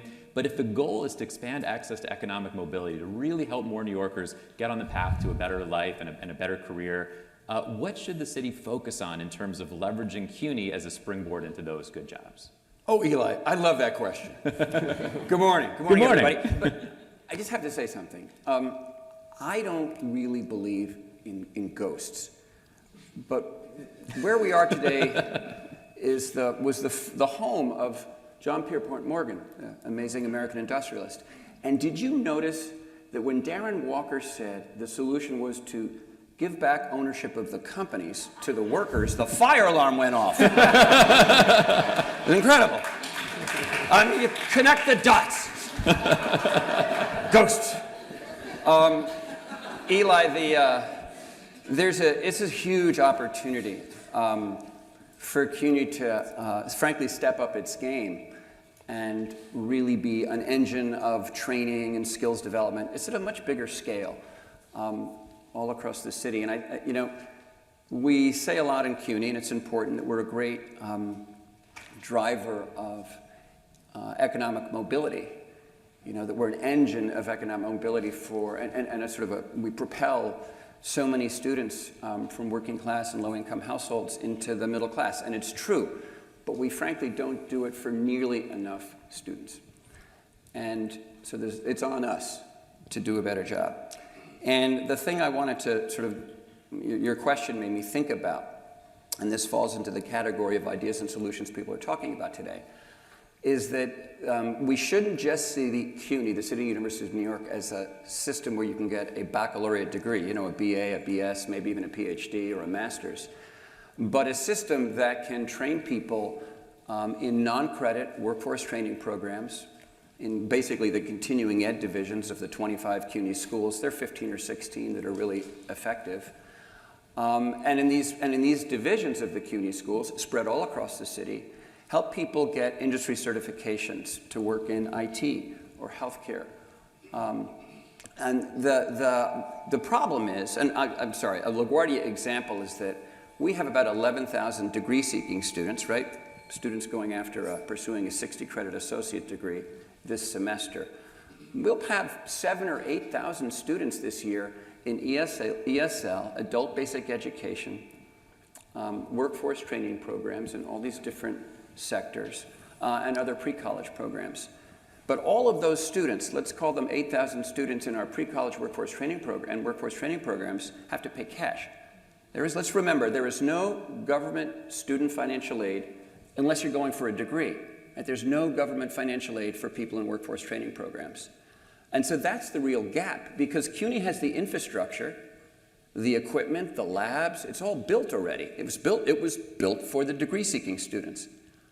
We have great faculty, and lots of adjuncts, obviously, and lots of very specialized instructors in our continuing ed program. So CUNY has this built infrastructure across its system. It's a $4 billion system, thank you, taxpayers. It's a huge system, right? We have this infrastructure, and we need to do a better job to put it at the disposal of New Yorkers that need new skills, new training, new credentials, not necessarily the hallowed 4-year baccalaureate degree. P.S., none of these are mutually exclusive. If we design it right, you should be able to go to a CUNY school like LaGuardia, get that certification in pharm tech so you can be a pharmacist assistant somewhere, and then come back and come to LaGuardia to get that nursing degree at night, right? Come back, be able to go in and out of the system with the non-credit workforce training and a degree should you want it, and then move on in the system by transferring to Queens College, let's say, and getting your baccalaureate degree, which is really where you start to see income gains.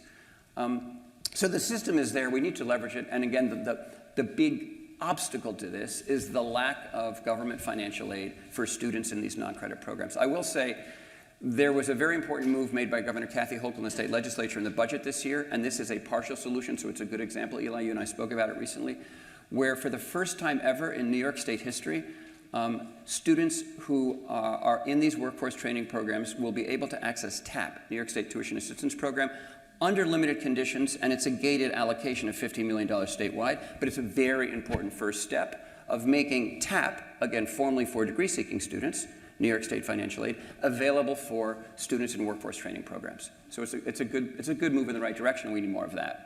Thanks, Kenneth. I want to talk more about what it will take to help more New Yorkers be able to access that kind of training, succeed, and pursue those career paths. But Winston, I want to bring you in thinking about the employer side of all this too. And I know we've spoken before about the opportunity, the need for more employers to take much bolder action to help expand access to the good jobs that they're creating, but also that there's a role for government to help with that process, that it's challenging, that it comes with a lot of technical issues that aren't always evident to employers that aren't focused on building programs like that in-house. So what's been your experience? What would you say to other folks that are leading businesses in New York right now? But also, what should government know about helping employers take those strong steps?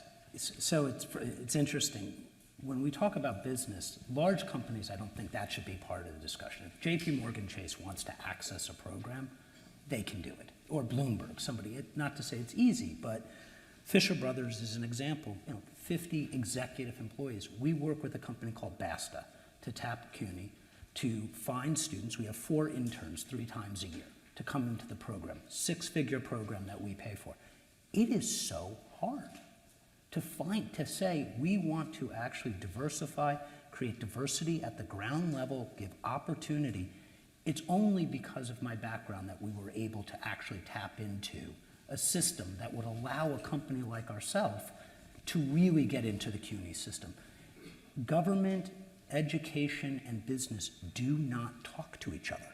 Fundamentally, and you were saying the 21st century, we need an ecosystem where actually you come together and you recognize that financial support, not just financial support for business or for CUNY or for the students, it's all together.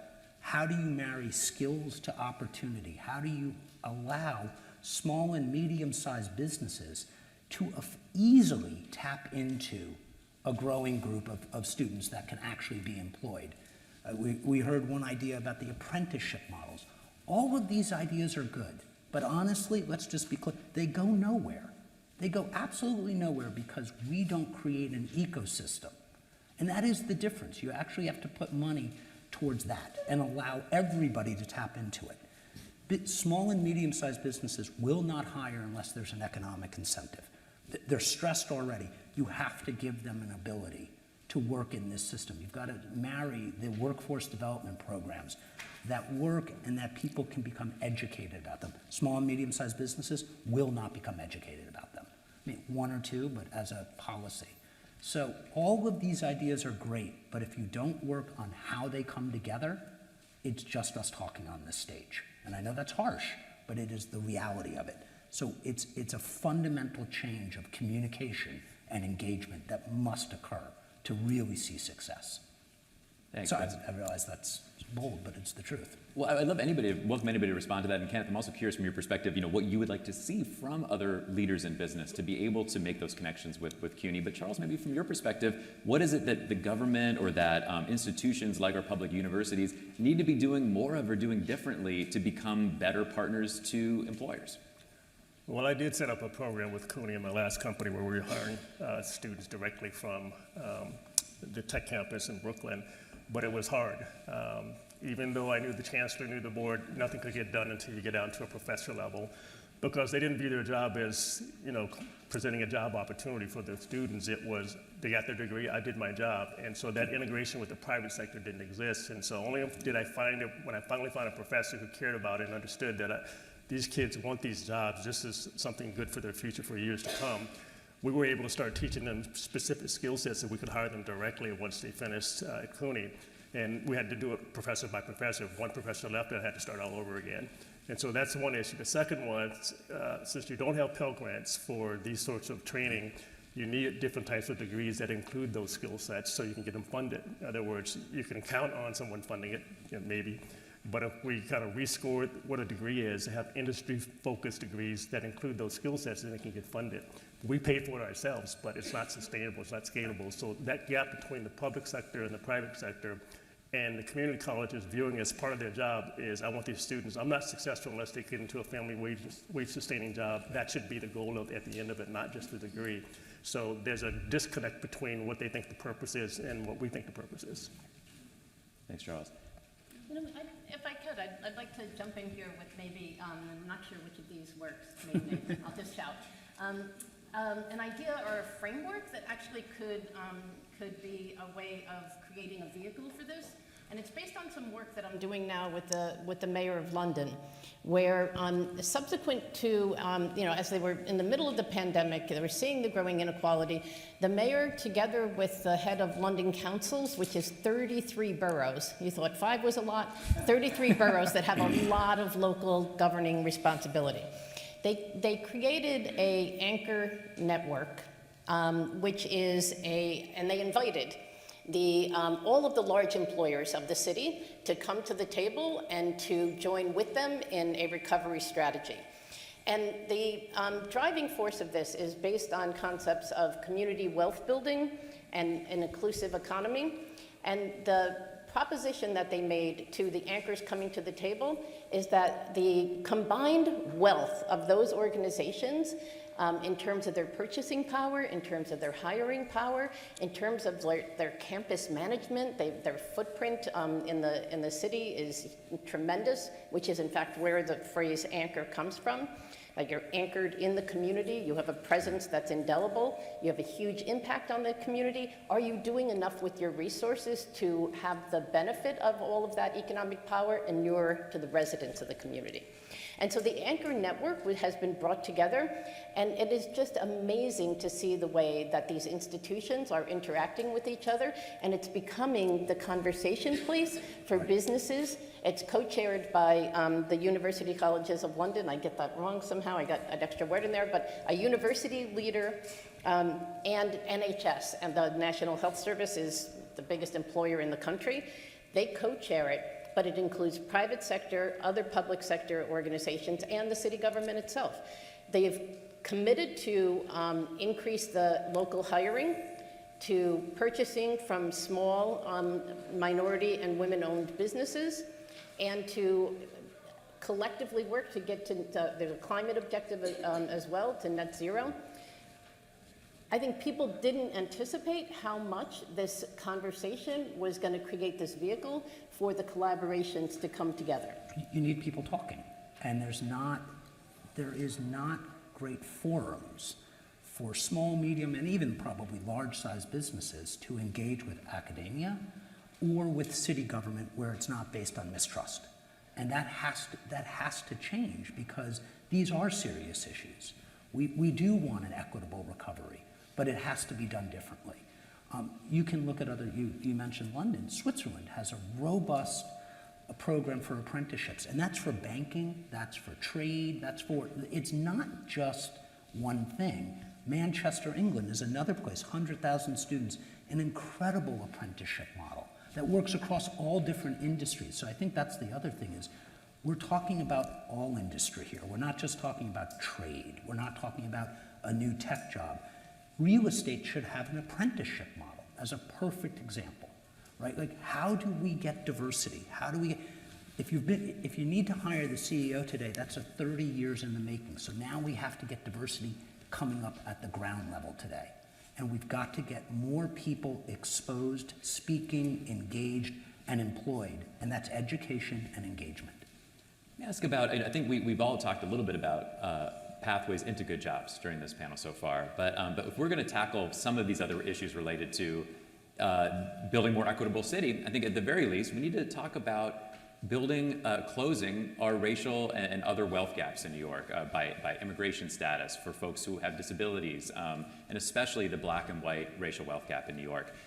Income alone isn't going to address that. We need to be doing a lot more to address opportunities to actually build generational wealth.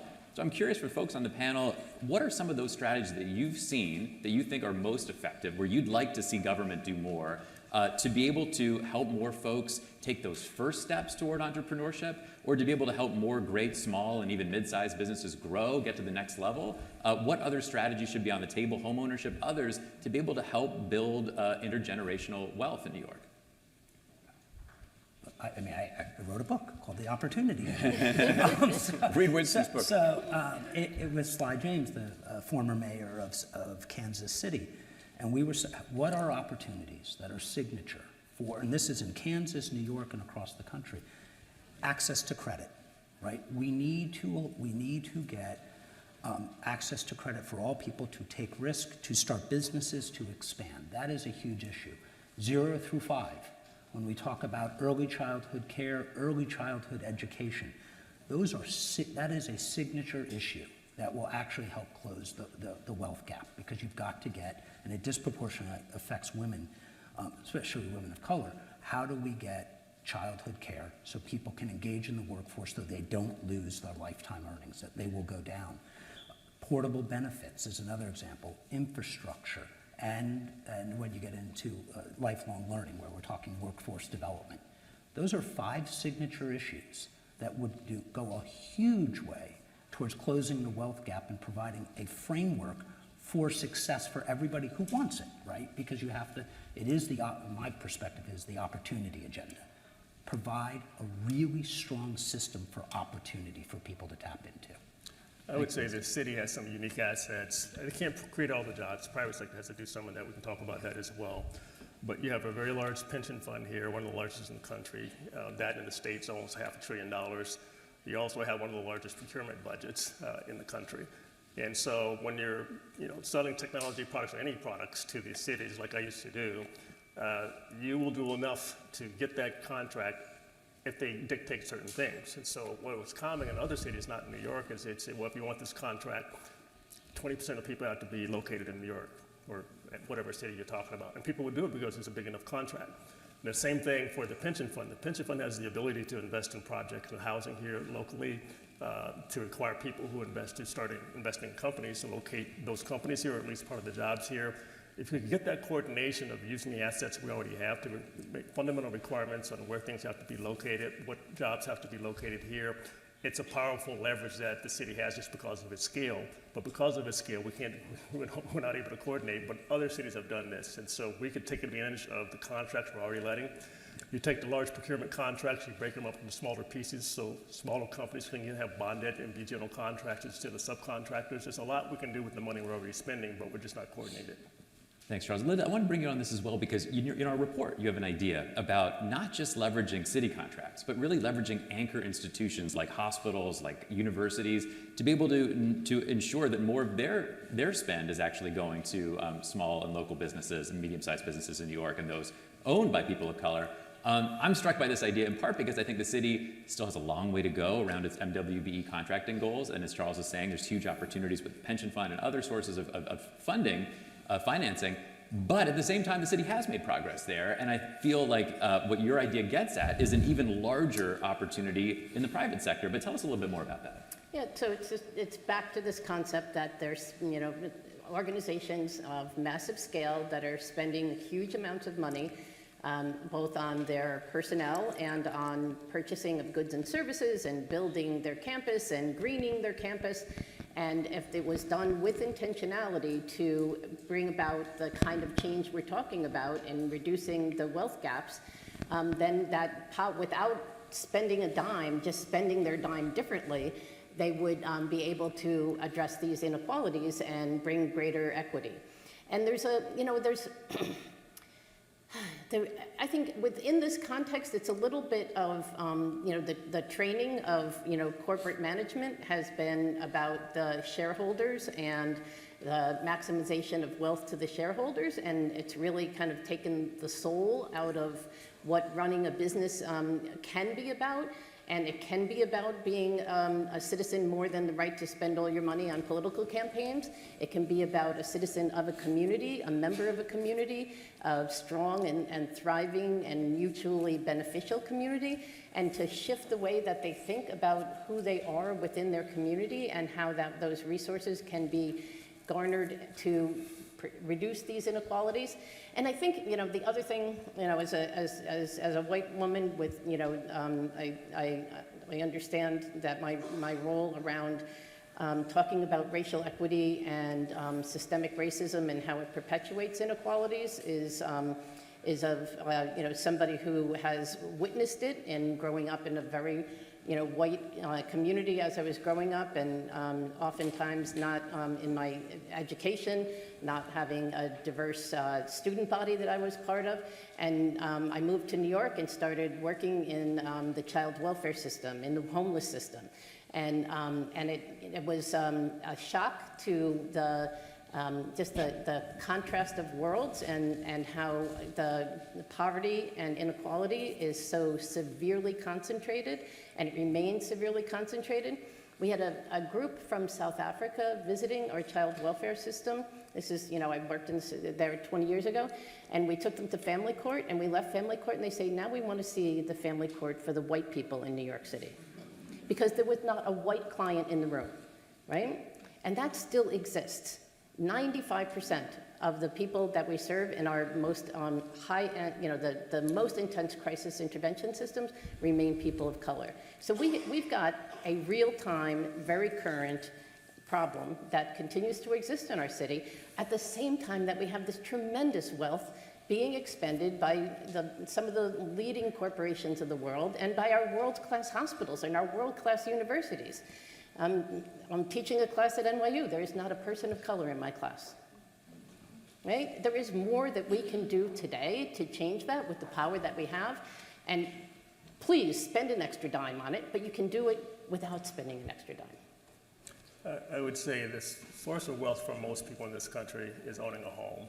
And that's less likely happening if you live in New York.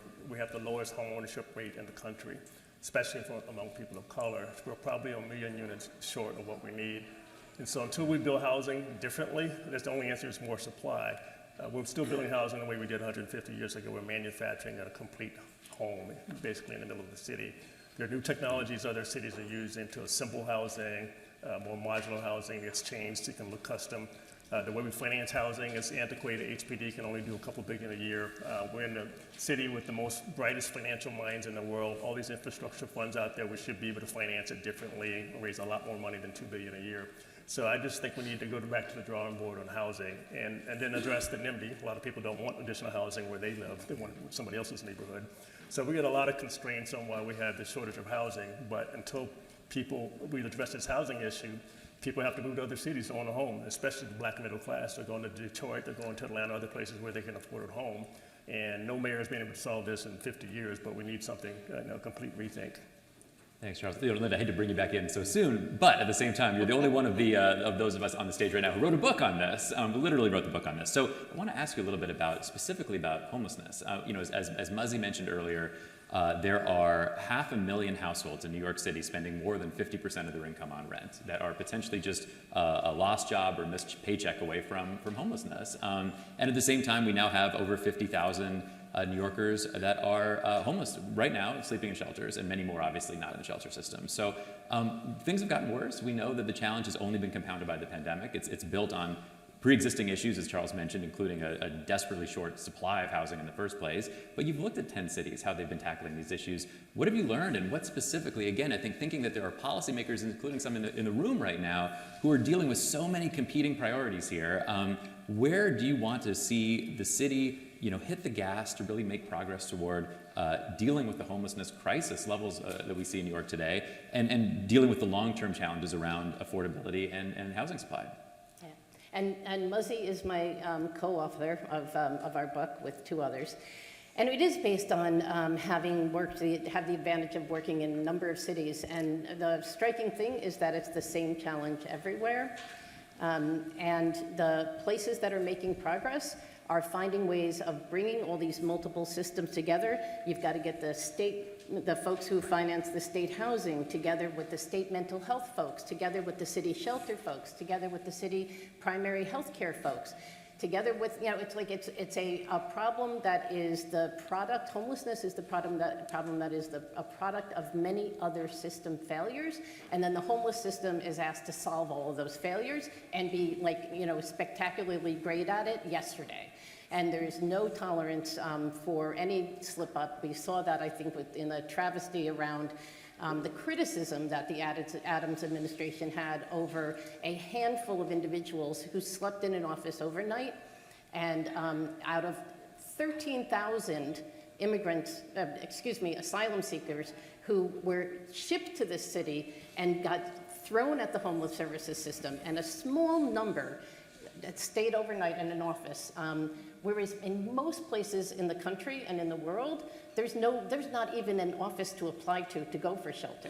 And so it's the I think part of the solution, the places that work, is they don't get caught up on nitpicking around little issues, and they do commit themselves to take risks, to work together, to commit to a common goal of solving a problem.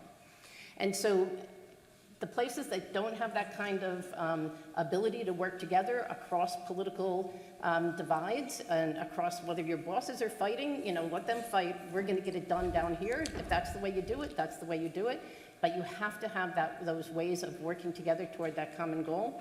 And then the other thing I think is that cities that here in New York City, we're the only place in the world that I know of that has a right to shelter, in the way that we define it here in New York. Others commit to a right to shelter, but it isn't the kind of same accountability. I think it's made us a little bit addicted to shelter as the solution, because we have to do that. If you don't do it, you're in violation of the law. There is an advocacy system that's going to hold you accountable immediately. And so as a result, the busyness about getting people into shelter often gets in the way of getting people to better permanent solutions. So in Houston, Texas, which is of all places, who would have thought that Texas would be the place to make the most progress on overcoming homelessness? In Houston, Texas, they have brought down homelessness by 80%, maybe it's 86, it's like a huge percent over the past few years, and it's because they put housing first. And they bring people from the street into housing. If people go into shelter, they say, you are not going to stay here for days, if not, we're not going to let you stay in shelter, we're going to get you to housing. And so by committing to housing, they've been able to just pull it all down, and then they free up the dollars that otherwise were going into spending very expensive shelter into actually increasing the availability of housing. Thanks, Linda. Well, let me turn this back over to everybody, and really on the topic of specific ideas for government. We're joined now by Deputy Mayor Sheena Wright. It's great to see you here, Deputy Mayor. And with an audience like this, I think there are folks in the room who are working on these issues every single day. I'd love to even just go down the row here and hear from all of you. What are one or two specific ideas that you may have for city government to be able to take more steps toward building a more equitable city? I know, Kenneth, I'll put you on the spot because I know you mentioned something that was echoed by, that was presented earlier by Linnea. You have a great memory. And I thought there's something to this that really is worth giving it and airing out, but I'd love to hear from everybody, really concrete, specific ideas, maybe just one or two things. Could be things that are different topics than what we've been brought up so far today. But Kenneth, I'll turn the floor over to you. Yeah, and let's go back to Nia's earlier idea. We've been talking about this for a while at LaGuardia. Sometimes we just need to talk to the biggest employer in town, and that's the town, the city of New York, right, in terms of workforce development solutions, in terms of partnering with CUNY. And what I'll call the Larry Hogan solution, right? Governor Hogan, famously now, because it was mentioned earlier, back in April, took 300 positions in Maryland state government and removed the requirement that you had to have a bachelor's degree to have those jobs, which opened up thousands of positions, because many of the titles obviously had hundreds of people in the title, to people who didn't have a four-year degree. And this is the state of Maryland. I just started this spring. And so I think just to go back to this idea that was shared earlier, really important, especially as municipal labor contracts come up for renegotiation now. Really important, not to call this civil service reform would sound too broad and scare everybody out of the room. But the truth is we have to look at the city as an employer and say, is the city, as the biggest employer in this town, fair and equitable in its promotion of employment opportunities in city agencies all across, and city services all across the government? And to wit, do we have specific jobs in city government for which there is now a requirement of a BA or BS, when actually the competencies we could teach a student at LaGuardia Community College, right, that might have a 60-credit associate degree could be sufficient, or even, again, a workforce training program, Perscolis is here, workforce training in IT jobs for IT positions that do it, where you have industry certifications that work in the private sector but don't work at Do It. How is that? So how do we review all of the credential requirements of city positions, especially entry-level jobs in IT and healthcare, and things were built, and other trades that are kind of DC-30 trades, administrative assistant jobs, for example, that require a baccalaureate degree to be an admin assistant. Have that throughout the city. So how do we roll that back and open up those opportunities for tens of thousands of people who are ready to go to work? Thanks, Kenneth. I'll just note that a recent city council report just from a couple weeks ago shows that the average black city worker makes about 71 cents on the dollar to the average white city worker, and the disparities are similar for women as well. So this may be a step toward rectifying that. Charles, Winston, other ideas for city government specifically that might help to make more progress toward a more equitable city? In addition to all the good ideas we've heard, I would take on affordable housing in a different way. I like what Amazon is doing in Seattle. They're training entrepreneurs to build affordable housing, black entrepreneurs the problem with affordable housing is if you want the expensive developers, the big developers to build it, they're going to need subsidies of 421A, which we don't have anymore. But you're trying to force them to build something they really don't want to build. So why not the smaller developers, these are good jobs for them, and they can build small companies around them. They don't need a 20% return, they're happy with 10%. And so I would take our biggest problem, which is housing, and turn it into a growth industry. Let's train a bunch of people on how to build housing at medium scale. We don't need 40-story high-rises. These can be 5-story buildings, 7-story buildings. Get it financed differently because people will finance housing. All these infrastructure funds lack a recurring revenue. And so you can get private money to finance it. You don't have to do it on the city's balance sheet. So I would turn that and try to get people to stay here. Once you can have affordable housing, that changes. People are moving out of New York City now for housing, as I mentioned earlier. So you solve a lot of different problems, and then they can create wealth because more people own home ownership and rental as well. That's great. I love that, Charles. Thank you. Two things. One is, I think, touching a little bit on what Ken said, but is I would create a council that is made up of business leaders, government, education, and workforce development leaders that actually is tasked with driving engagement, driving skill engagement, skill engagement, policy, communication, literally to have a production of education, workforce development to employment with government providing support. It is a radical change in the way we've done things, but I think it's critical to get almost like the City of London. We need a new way to do things. The other thing I would also focus on is the creative economy. We spent a lot of time talking about other things, but it is a massive sector which is not organized in this city today. And when you look at the amount of jobs and economic output, city government, state government should actually treat that as its own industry with its own policies for growth, equitable growth, because it is, especially where people are moving out, tech disruption, the creative economy is a massive pillar of growth for this city. But we need targeted policies to encourage that growth. Tax policies, housing policies, all the things that come with that. So those are the two things I would focus on. Thanks, Winston. Lynn, I'd like to bring you back in on a specific idea around the human services sector. And I know you've spent so much of your career working in government with the human services sector as partner, as well as consulting. We know that the safety net in New York has been stretched to the very limits by this pandemic, and that's services, critical services for older adults, for immigrants, for New Yorkers with disabilities, vulnerable youth.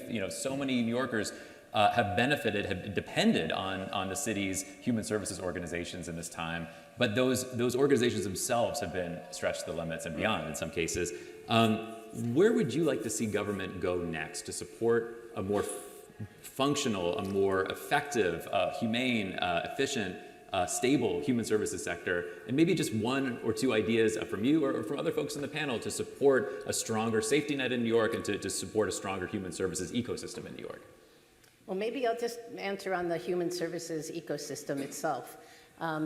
Right, the amount that the workforce has borne over the past 3 years is just is undescribable, and the sector is suffering as a result. Very high levels of people quitting, high levels of vacancy, very difficult to recruit people into positions. And I think we have to do more to think about the well-being of our workforce. And that's really everyone who is coming into contact on a day-to-day basis with people in need. And we can't help them if we're not taking care of ourselves. And so I think a very strong attention to the workforce mental health to make sure that they are taking care of themselves and each other. There are some really interesting peer support efforts that are building up.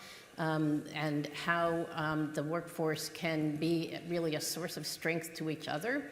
And just by, it's really interesting, the research shows that if you give advice, if Ken calls me and says, Linda, you know, we're both caseworkers, Linda, I can't deal with this anymore, and I like just pull inside, you know, deep inside myself, and I like tell Ken, well, here's how I got through a similar moment. The act of giving Ken advice makes me feel better. I actually come out of that feeling stronger myself. And so based on that insight, there's a development of a lot of peer support programs where they're trying to build these networks within organizations. It's one thing. It's not, you know, more time off, more family leave, better pay, you know, more reasonable caseloads. There's a million things that can be done, but I think we can't just go back to the usual formula and look at the report, you know, 10 years, 20 years, 30 years ago of what we said to improve the workforce. I think we got to think about how people really cope with their days, day in and day out, and things that can be done to help them feel stronger, and then they'll be able to serve the community better. I'll turn it over to everyone else, but it doesn't have to just be around the human services sector. I've also been thinking about other ways that the city's been stretched like never before. Our infrastructure, our parks and open spaces, also our sewer systems, as we see with the growing power of climate change to disrupt the city.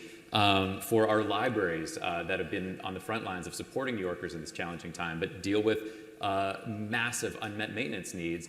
Where would you like to see the city focus to build a more equitable city? I will ask maybe in general about infrastructure, about human services, about supports for job seekers, supports for entrepreneurs, you know, even just one more idea from each of you, and it may unfortunately be all the time we have left, but I'd love to hear a couple more suggestions.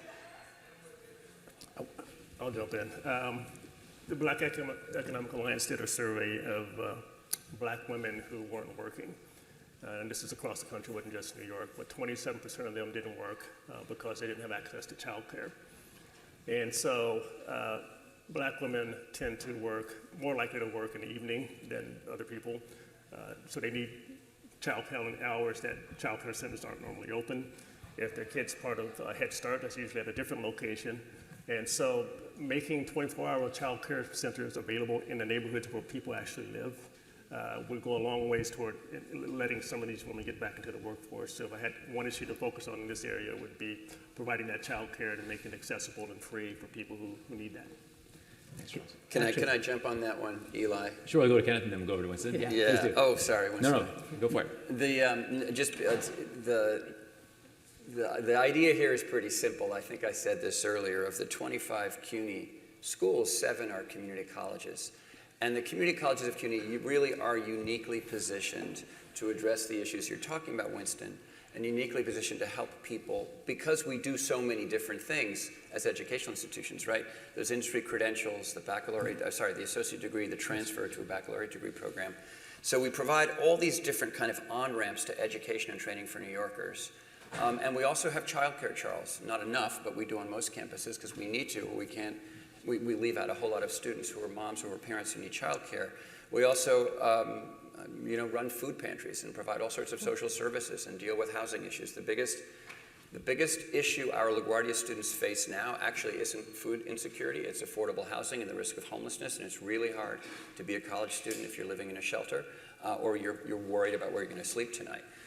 So these community colleges in CUNY have this unique role where we're already doing a lot of this, and the last thing I'll point out about it is that we should be doing more. We could be serving more students. We could be doing it more effectively.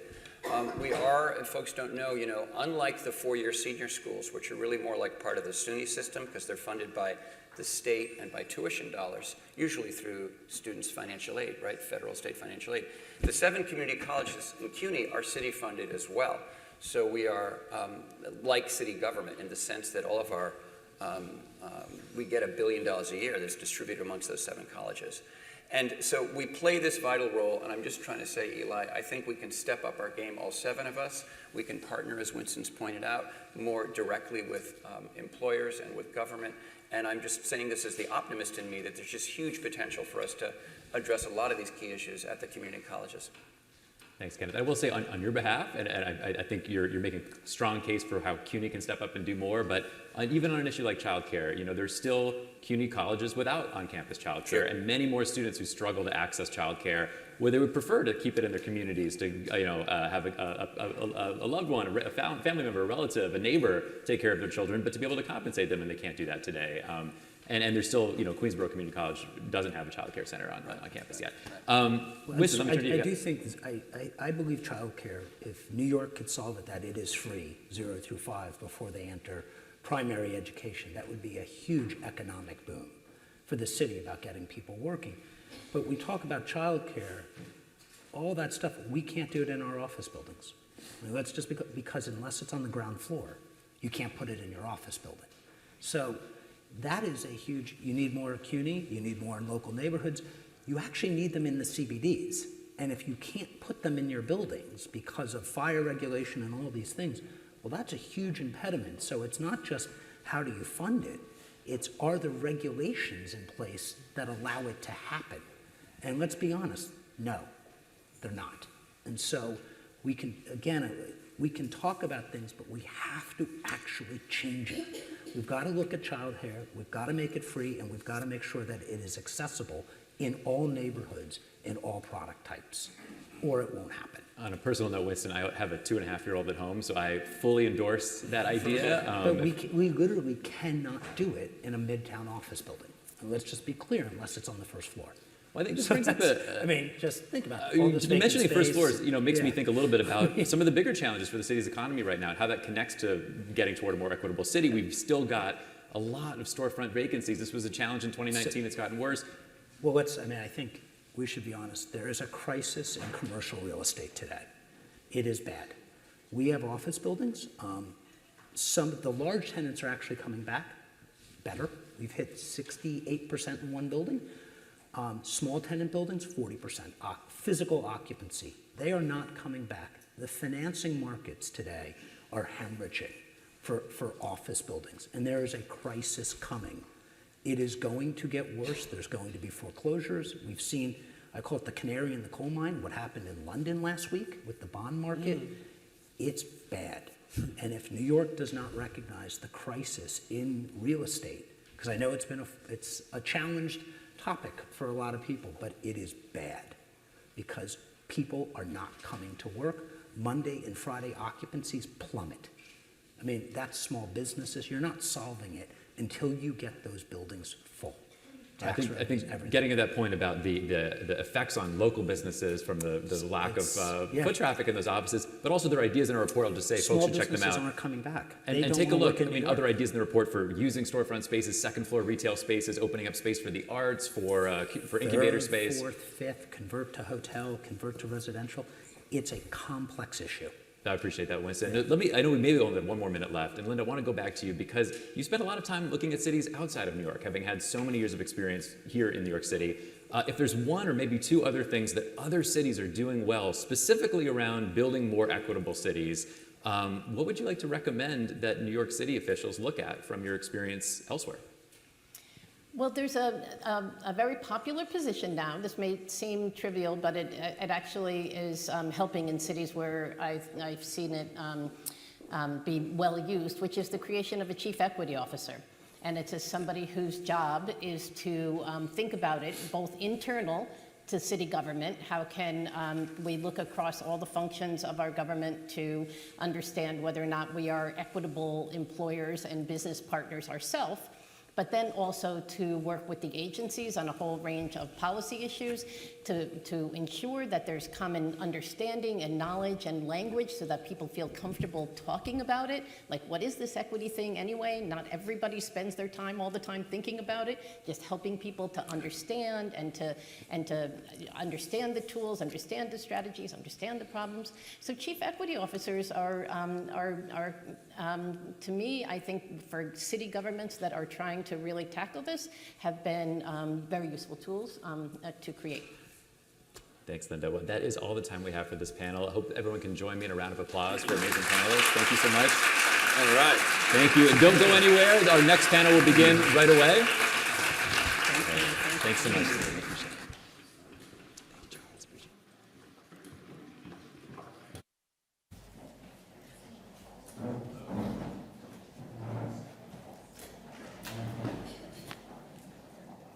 Hello. Can I get another hand for that panel, please?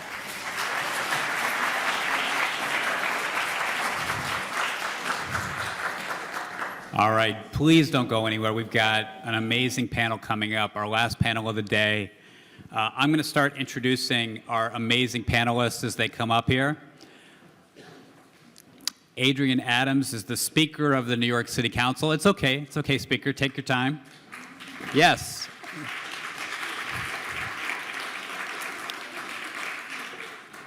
It's such a pleasure to have you here, Speaker Adams. Thank you.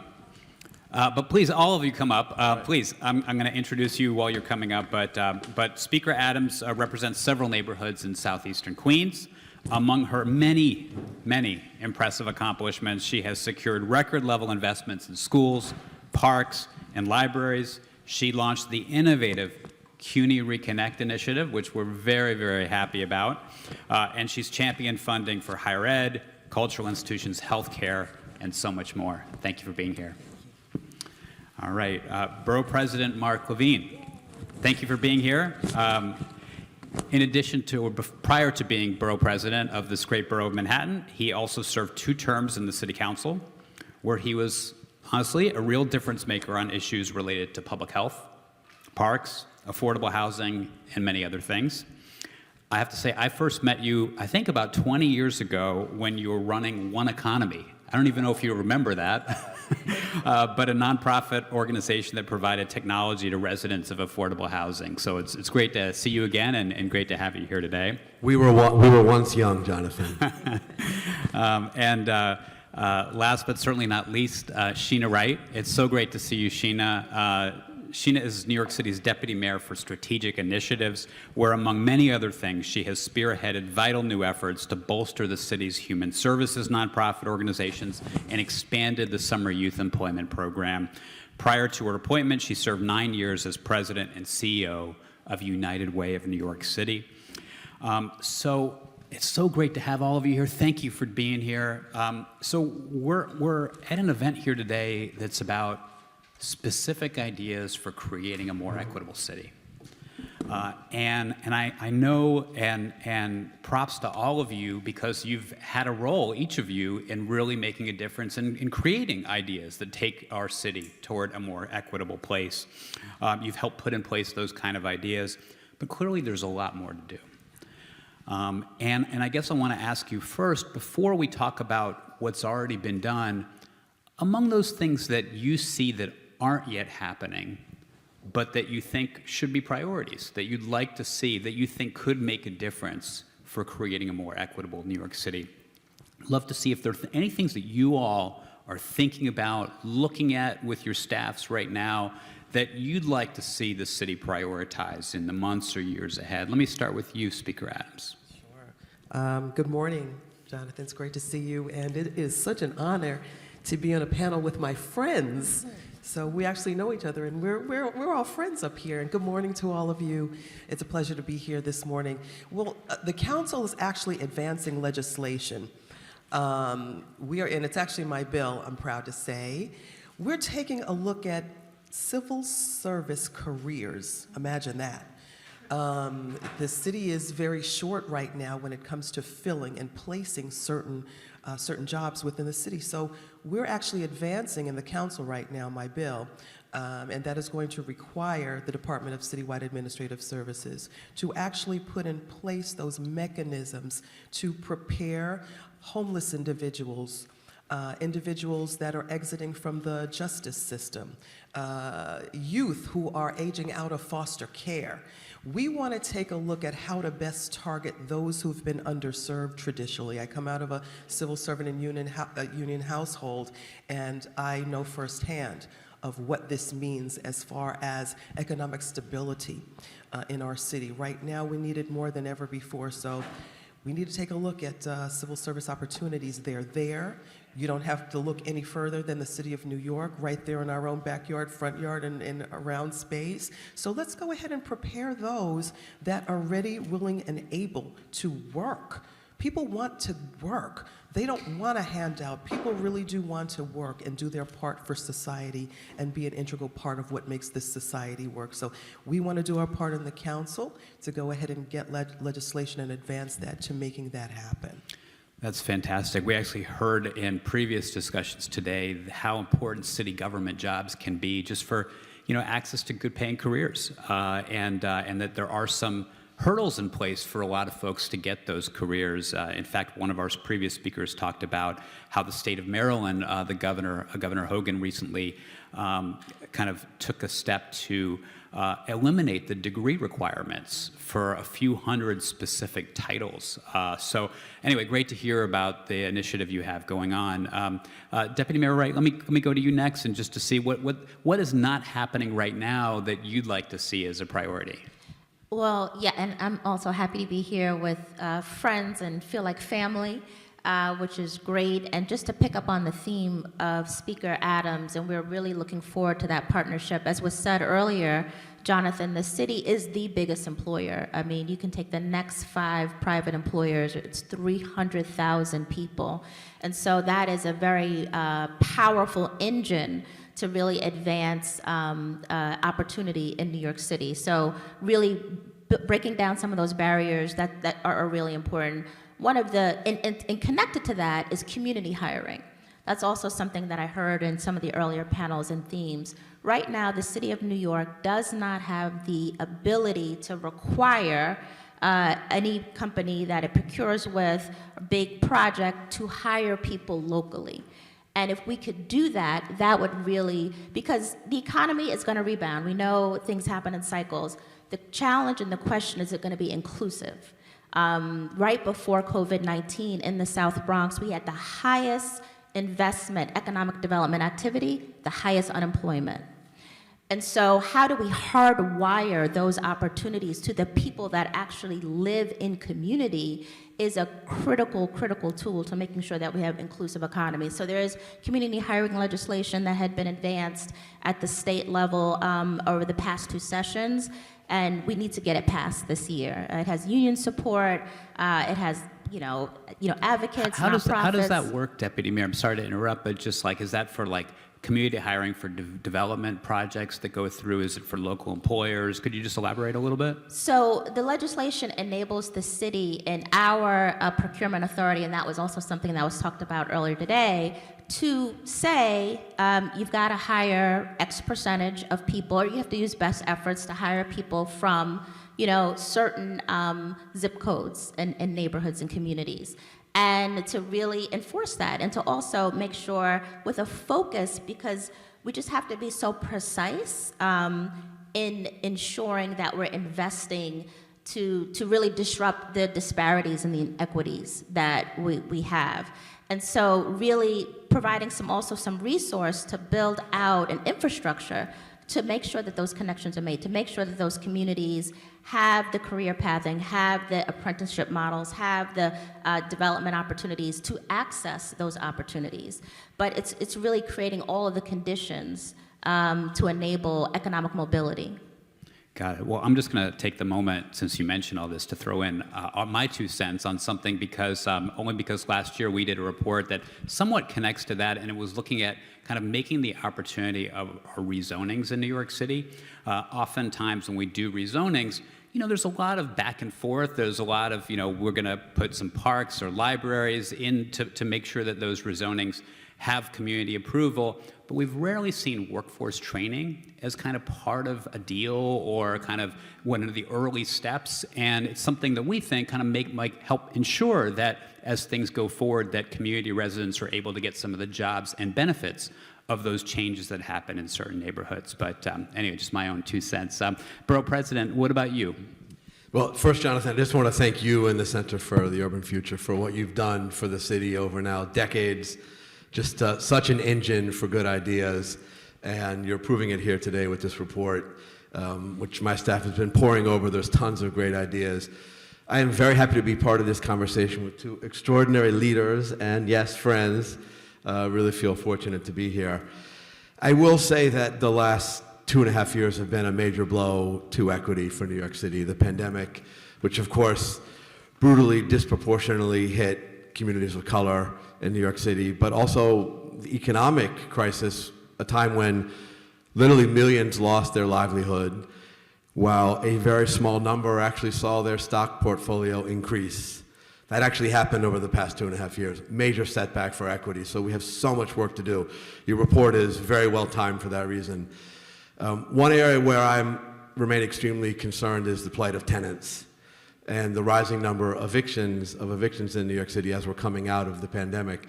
And when I was in the council, I was pleased that we were able to pass a landmark law creating right to counsel for tenants in housing court, making New York City the first place in America to do that.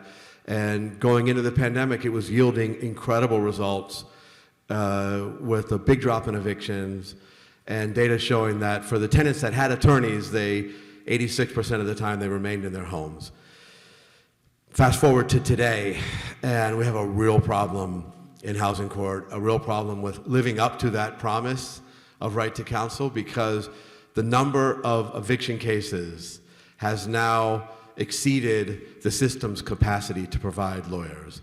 And it's partly because we're working through a backlog of something like 75,000 cases that were not moving during the pandemic for obvious reasons, but it's also because there's a shortage of attorneys, because there's a shortage in almost every sector right now. We're seeing thousands of tenants hit with evictions, go into court without an attorney to represent them. And this really does have devastating consequences for attorneys. We have called on the state's Office of Court Administration to slow the calendaring of cases. We don't want any case moving forward if the tenant does not have an attorney. That's our standard. Judges have that power, by the way, but the courts have refused to implement that as a policy. So meanwhile, you look at the graph, every month more people are being evicted. That is, by the way, the #1 cause of homelessness for families in New York City. There's misconceptions about that. The #1 reason why families land in shelters is because they were evicted.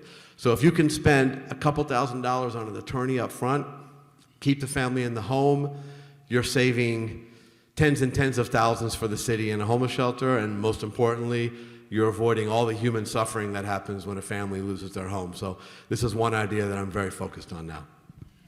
Love it. First of all, I really like all of those ideas, and I imagine you have more than one. And so even though I have other questions, I'd like to just kind of repeat that first one and just see if each of you would like to share one other thing that you'd like to see, or things that you're thinking about or that your staffs are thinking about that you want to mention. Oh yes, I will mention again what I mentioned previously, and that is civil service careers and the pathway to economic stability. I have also championed an initiative that is called CUNY Reconnect, and it is as a result of research by Center for an Urban Future, and I thank you for your research with that. We are now implementing, and I'm really proud of this, this is the Speaker's Initiative for the first time, $4.4 million. Invested in an initiative to bring back those who have credits, earned credits, but do not yet have a degree. How fantastic is that?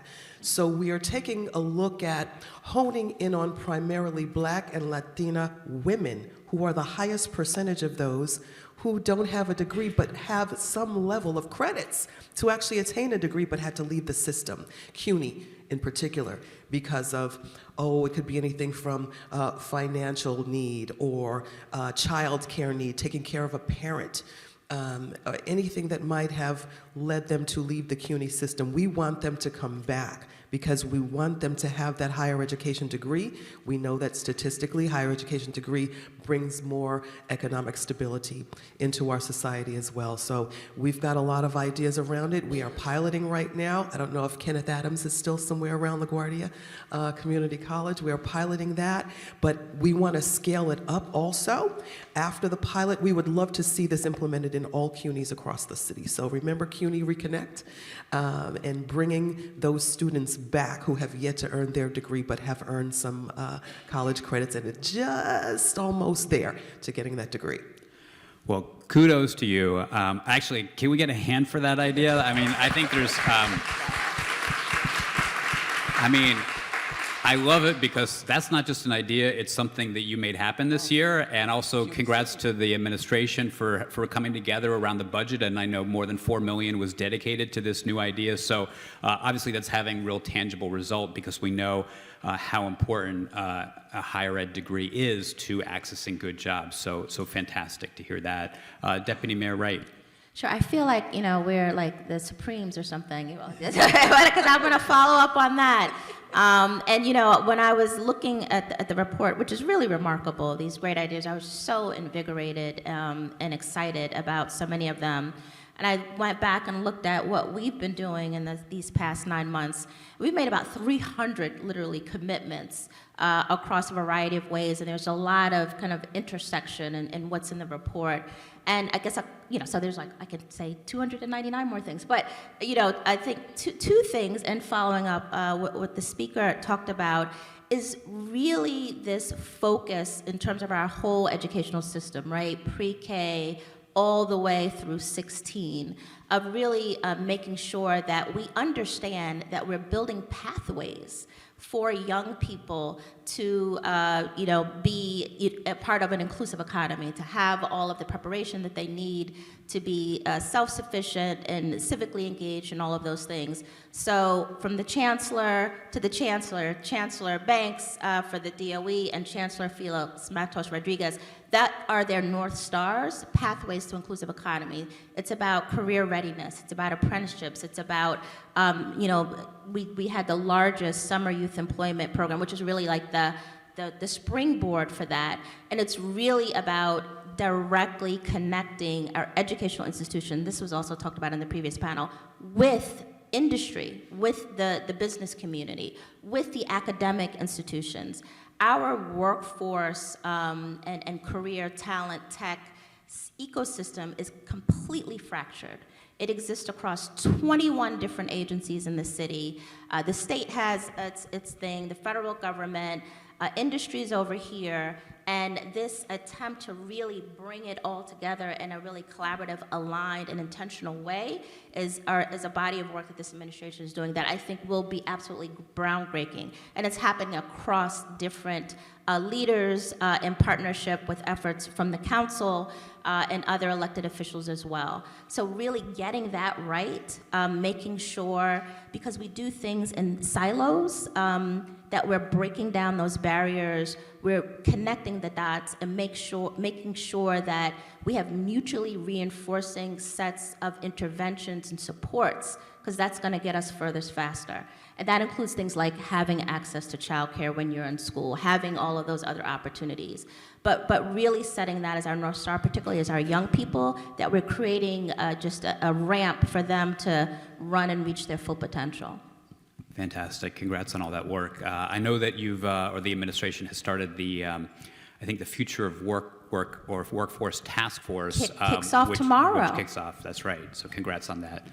Borough President, I mean, the floor is open for any idea, but I'm curious, you've been such a leader on public health, and we know that there are so many disparities that really kind of came up during COVID, or at least were magnified during the past couple of years around public health. Are there things there that you think that we as a city ought to do to help close disparities that have been around for too long? There's so much, and some of it was in your report. You mentioned indoor air. We have completely neglected the question of whether the air we're breathing in buildings has been filtered adequately, what the airflow is. We were left to scramble when COVID hit to reverse engineer systems in our school buildings. But this has a tremendous equity impact because people who are in modern high-end housing with centralized air probably have decent ventilation systems, and people who are in substandard housing or substandard work environments don't. And we would be dangerously naive to think that we're not going to face another serious respiratory disease. It could be another round of COVID with the new variant. It could be a pathogen that we don't even know yet. The time is now to start investing in that. We really, in my opinion, need to have standards comparable to what we have in the fire code, which defines standards for every indoor setting, whether it's a home, a public building, an office space, standards on airflow and filtration. After other bouts with serious respiratory illnesses, famously the 1918 flu pandemic, or after bad epidemics of TB in New York City, we changed our buildings. And part of the reason that buildings of that era have large windows which open is because people were thinking about air quality. But then in the 80s and the 90s, we started to create hermetically sealed office buildings where ventilation was not even a consideration. So we're working on actually legislation, which some of your colleagues in the council are active on, which may be making an appearance soon. And I think this is going to be a really important fight for health equity, for public health, and for being prepared for the next pandemic. Fantastic. I'm curious because just a couple weeks ago, the state comptroller put out a somewhat scary analysis showing that the cities can be facing as much as a $10 billion budget deficit in the coming years, I think 2026. And so obviously as we think about bold ideas, bold actions that city government can take that are really needed to create a more equitable city, because we know investment, resources are going to be so important, but obviously the city is dealing with these issues right now, or at least soon might be, around budgetary constraints. Are there things that you all think could happen outside of city government, or that city government could do that don't require a ton of resources? For instance, in earlier panels today, we heard a lot about the role of employers and how important employers are to, and the culture changes that they're going to need to make to expand access to good jobs, to help close the racial wealth gaps we have in the city. Are there things city government can be doing or is doing to work with employers and make sure more of them make those culture changes? We also heard Darren Walker talk a little bit about the role of philanthropy. And here in New York, we've got amazing philanthropic foundations here, but a lot of them are funding nonprofits that are doing really innovative work, but at a small scale. And maybe there's opportunities for government/philanthropy partnerships. Anyway, that's a long question, I apologize, but are there things that government can do that either don't cost a ton of money that will have a big impact, or ways you can work with these other non-governmental partners like employers or philanthropy? Well, I have to congratulate the deputy mayor. The expansion of SYEP was amazing this year. If we can take a look at something on a grander scale, to continue the notion of SYEP, to bring that philanthropic spirit into the opportunities that we have for youth, not just for the summer, but year-round. If our employers would continue that kind of thing, and I would even encourage employers to just create their own. Their own internal incubators or resources internally in these companies, in these organizations, to help our youth flourish, to continue the employment opportunity. But the learning is so critical in these organizations, in these companies, for majors that our college students may have that can actually enhance their careers going forward. I'm going to also pivot back to the civil service career pipeline itself.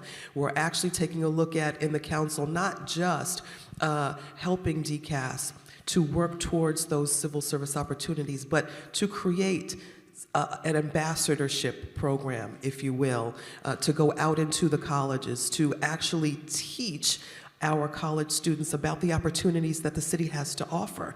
Let's go out there and let's try to recruit them in. So many great opportunities are available for the city. As the deputy mayor said, the city is the largest employer. Fantastic opportunities to work with the city. Also, something that I've taken a look at in another initiative, trauma resource centers. It's another initiative that I put in $2.4 million.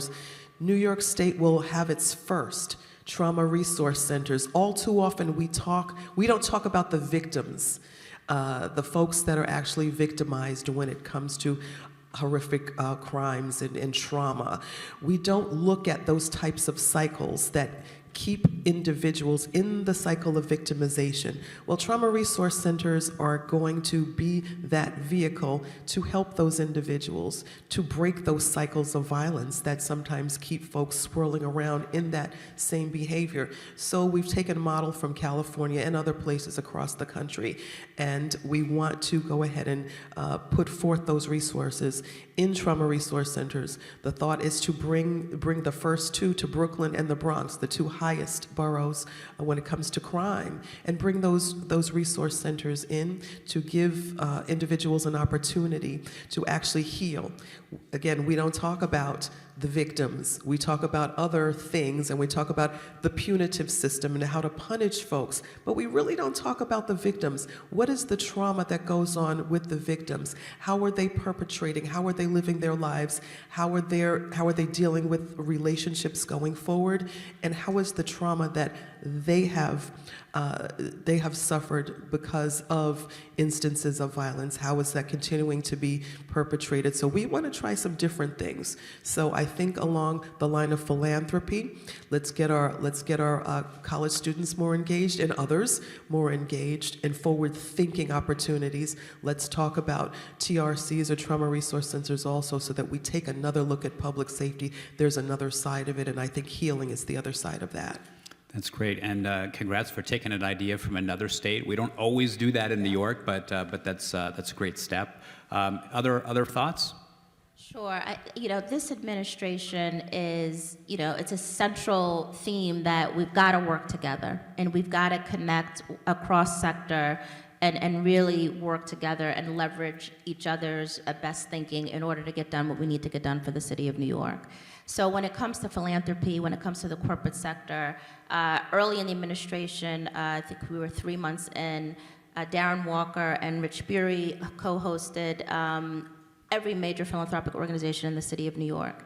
And we talked about what are the priorities, what do we need to do together, how do we leverage your capital for innovation, how do you all come together in a more coordinated, aligned way in an investment strategy.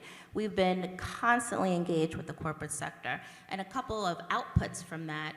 One of the big initiatives that we launched, and I'm so proud and excited about because I've heard so much of it talked about today, is a real effort on increasing early childhood education and childcare in the city of New York, and there's a huge blueprint that we put out. And it looks at accessibility, affordability, quality. It's a dual generation strategy. It's focused on children as well as the adults and the families and the caregivers. And we worked with Robin Hood, and they catalyzed a $50 million innovation fund that will do the things that government dollars can't easily do, that helps us look forward, innovate, leverage what's happening in other communities around the world, and that's a model, and that's what we want to continue to do as we move forward. And the corporate sector, again, to pick up on what the speaker mentioned, we had about 175,000 applications for SYAP. We had 110,000 slots. The business community can more than pick those up. So how do we scale, right? We created a model, and we're now, with Deputy Mayor Torres Springer, with Abby Jo Siegel and others, DYCD, working with employers to create, we've got a template. Here, you can do this. And then the last thing I'll say is I think that there's an opportunity to be more innovative when we talk about access to capital markets. We know what our commercial real estate is. We heard that a little bit earlier. That's a big part of our revenue, tax receipts, all of those challenges. When I started my career in the nonprofit public sector space, the low-income housing tax credit was a fairly new, fangled thing, right? That catalyzed investment in affordable housing. That was a long time ago. There are opportunities to innovate, and how do we access capital markets to do some of the things beyond city tax levy, beyond those kinds of resources. And the business sector, academics, and others really can help innovate and think differently, because there is a lot of capital out here to get things done that's not always about city tax levy or receipts from commercial taxes. That will be a challenge, and it is going to be a challenge over the next few years. So we have to think differently and innovate, and we can only do that in partnership. Let me follow up really quickly. Is this on? Well, I'm going to talk loud. I just want to follow up quickly about, because obviously this administration, it does seem like you have taken some really important steps around partnering with employers on the apprenticeship announcement from a couple weeks ago, around SYEP, as you mentioned. But in the earlier panel, we heard Winston Fisher, for instance, talk about how, hey, he's a big company, but he's not a big company in the sense of JP Morgan Chase or Bloomberg. And it's not always so easy, even for companies of his size, to try to like partner with CUNY or figure out how to develop internship programs or take the steps that they want to do to, help expand access to those jobs. And that seems like an important thing. And he and others have mentioned today just how can government play kind of a convening role or do things to simplify it for businesses who are interested in helping to expand access within their companies, but don't really know what to do. And we took a really big step around that this summer in partnership with Jobs First. We actually convened small and medium-sized businesses to really say, okay, how can this work for you? What are some of the things that you need? What are the capacities that you need to develop? And I like Winston's example. He said, I think they take about 4 students every few months. Which, if you do that at scale across small businesses and medium-sized businesses are the bulk of businesses, you can really, really have a lot of impact. So we are absolutely focused on that and doing that in partnership. So it's the co-creation and co-development. So we've created, a table, which you talked a little bit about, where we're bringing people in because it's got to be this user-centered design. It's got to work for the young person, but it also has to work for the employer. And so bringing all of those pieces together to design, iterate, and try. So we did something this summer just to kind of kick it off with a network of small and medium-sized businesses. We have a report that's about to come out, and we want to scale that as we move forward so that we can continue to grow and iterate and develop to meet those needs. Wonderful. Borough President, just the same question about dealing with the kind of budgetary restraints in the future that may be out there. Are there things with regard to things that you could do that don't require a ton of money, or partnerships with employers or philanthropy or anyone else? Well, you're right. The outlook fiscally for the city and state is cloudy for the coming years, and that is bad news for equity, because when government has to start cutting budgets, the people most impacted are the most vulnerable, who depend on city services or state services. So it is imperative that we find a way to grow the economy of New York City and do it in a way that doesn't repeat the patterns of inequality of the past. One way you see both the possibility and the challenges of that work is in technology, where New York City's tech sector, now it's the second largest in the country. We've passed Boston. We're second to Silicon Valley. All the big 5 tech firms are expanding here: Meta, Facebook, Google, et cetera. And there's a whole world of small and mid-sized tech firms which are expanding here and hiring here. And they're good-paying jobs. These are jobs where a couple years out of school you can make $100,000. But who are they hiring? They are recruiting thousands of people from outside of New York City to take those jobs. And the truth is that there is not a lack of talent in New York City at all. There's just a lack of opportunity to get the right training to be ready to step into one of those jobs. And here there has been some good public-private partnership to try and change that. Under the de Blasio administration, they started Computer Science for All. It was a public-private partnership. It definitely has helped. There's more computer science training happening in the schools than there was, but I think it also shows the limit of philanthropy. And you talked about philanthropy being good for demonstrating what's possible. I think you could probably say that initiative did it, but it's a big system with almost 1 million kids.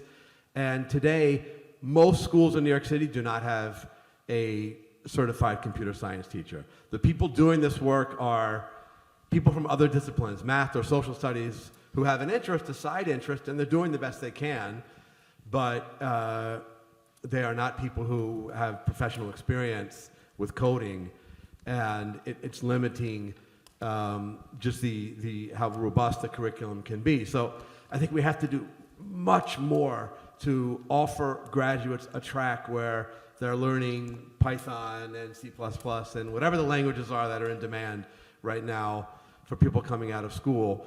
There will be jobs. There are jobs ready for them, but we need to go much bigger in preparing them with those skills so that we stop recruiting people from outside for this growing sector.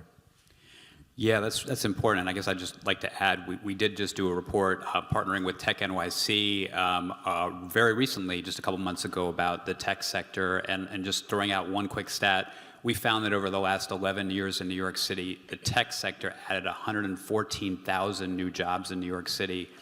And by way of comparison, hospitals during that time added 4,000. And I mention hospitals only because we know how important hospitals are for good, accessible jobs.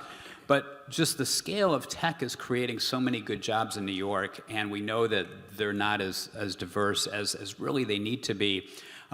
We've been writing a little bit about how to go beyond computer science for all. One of the things that we've kind of hit on is that a lot of the teachers in New York City, wonderful teachers, but many of them don't have the skills or the experience. I couldn't teach computing if I was to get into a classroom right now. But these days, computational thinking, just being able to teach basic computing skills in everything that's taught in schools is so important. And a lot of these teachers come into their classrooms basically being trained at CUNY. And so there's an opportunity for CUNY, as they're training our teachers, to kind of learn some of these computational skills to be able to apply in the classroom. So it's just one thing that a lot of folks, I think, are looking at, not just us, but there's an idea right there. But I also want to talk about this idea that I mentioned that Darren also spoke about, and that you alluded to, Borough President, around a lot of times philanthropy is doing really good at funding important nonprofit initiatives. We've got lots of nonprofits in the room today. We know how important nonprofits are to closing gaps and helping New Yorkers lift out of poverty, or just being the safety net of last resort in New York. But those programs stay very small. And one thing I thought of is that, and I'm sorry for the long rambling here, but you talk about the tech sector. We know Perscolas, Pursuit, the Knowledge House, there's so many great nonprofits that really are training people and that is leading directly to a job in high-paying tech careers, but those organizations are serving a few dozen or a few hundred people. And I think that, I've talked to a lot of nonprofits over the years, and I think one of the things that they always hit up against is, how do they scale up? And so I'm just curious to put to all of you, any thoughts about how government could help nonprofits, the ones that we know are working, how to help them scale up more? Any thoughts about that? Well, I have a passion about this. And it's a great point. We are creating a mayor's office of nonprofits. It'll be the first one that the city of New York has ever had. And nonprofits, I would say, not only just fill in the gaps, they're critical, essential partners of government. Government doesn't work without nonprofits in the city of New York, right? The delivery system of services and supports, and certainly all of the work that they do kind of to innovate. And historically, we've treated them not so well, right? They're vendors. And the city has obviously done a terrible job of paying them. They could work for a year or more and not get paid. And not honoring what the true overhead costs are, all those things. So one of the biggest things that the city can do is treat nonprofits with respect, pay them for their services, right? Yes. And make it not so difficult to do business with government. I mean, we looked across 10 different agencies, and nonprofits procurement is about 40% of all procurement in the city of New York, and we're partnering with the council to make it easier as well for discretionary contracts. But I mean, we looked at 10 different agencies, and if you're a nonprofit, you can have a contract with one agency, another, and you have 17 different experiences. It shouldn't be that way. So years ago, we created the Office of Small Business Services because it was difficult for small businesses to do business with the city. So this is a similar thing. And we want to invest in capacity building and technical assistance so that those institutions can scale. Because I think sometimes we think, oh, those are great ideas, those are great outcomes, but we don't appreciate that you need a business, you need an institution that's healthy and strong to be able to do that at scale. And so that's one of the things that not only we need to recognize as government, but philanthropy does as well, because they've not always invested in the necessary overhead and resources that nonprofits need to be healthy institutions. Excellent, love that. And congrats on the amazing work around human services nonprofits. I thank both of you because I think there's some real dollars in the city to help to pay workers better and to clear some of the backlogs. So congratulations on that. Any other thoughts? I mean, you know, just let me kind of go out more broadly again. We talked in different perspectives earlier today with some of the idea pitches we had with the panel before. There are inequalities in so many aspects of city life that really we've seen in this pandemic have been exacerbated. Borough President, you mentioned housing, you know, just one kind of slice of housing, but also there's access to open space, transit, you know, public health, so many things, small businesses. Any other thoughts or ideas, things that either you're working on or that you'd love to see the city do more of that might help close some of these gaps? Oh my gosh, I don't know where to begin. No, I do know where to begin, actually. You know, the council has prioritized pay parity. I'm sure that everyone in this room knows that this is the first ever majority female city council in the history of New York City. So obviously, we are prioritizing pay parity. In the city of New York. We've just put out a report a couple of weeks ago having to do with pay parity, pay equity. Every year it seems, every year we have a rally on the steps of City Hall speaking about the lack of pay equity and pay parity for women, for Black women, for Latina women, for white women, for Asian women across this city. And it is still such an embarrassment to the city. When we take a look at, and this is a pet peeve of mine, and I'm going to speak very, very honestly about this. Allison Russo was murdered. She was a lieutenant, paramedic, came out of the ranks of EMT for the city of New York, brutally murdered. Allison Russo was murdered with a lack of pay parity from the city of New York. And I say this because this is a personal issue for me. My own daughter just graduated out of the ranks of FDNY paramedics 2 weeks ago. Part of that reason was because she had been an EMT for 5 years, single mother, but was not making enough money to feed her 4 children.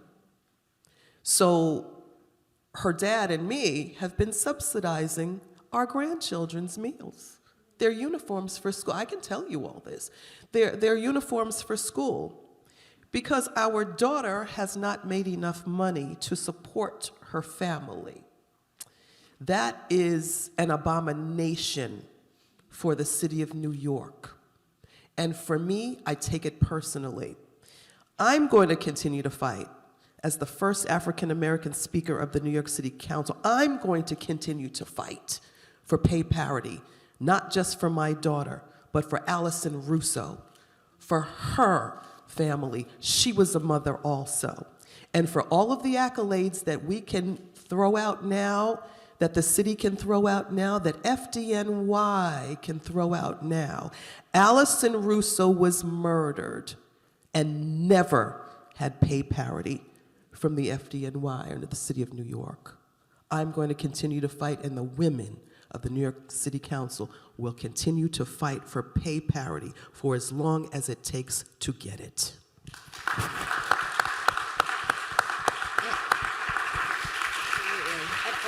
If I can jump in there, and also kind of our historic number of women deputy mayors in the city of New York. I think, you know, walking into this administration and seeing the disparity, it is an abomination. It is completely unacceptable. We have created a Mayor's Office of Equity, again, the first of its kind here in New York City.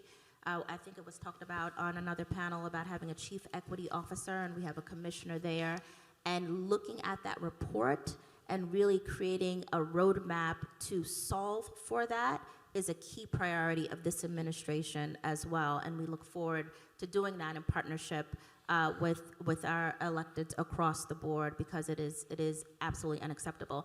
And the Mayor's Office of Equity is looking at, there are disparities within the disparities, right? So one of the things that the council did, which was very powerful, was around Black maternal health. I mean, there's some things that are just like off the charts.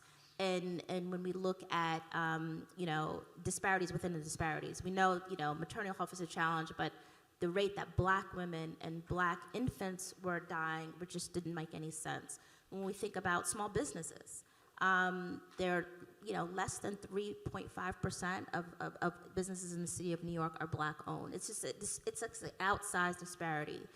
We know when we talk about other, different communities, we have to just be very intentional and focused and precise. And the Mayor's Office of Equity, led by Commissioner Sherman, who is amazing, is really going to be focused on these issues to make sure that no one is left behind, that we don't gloss over and we say, oh, our MWBE numbers, but then we're, or our health equity numbers, but we're, kind of outsized there.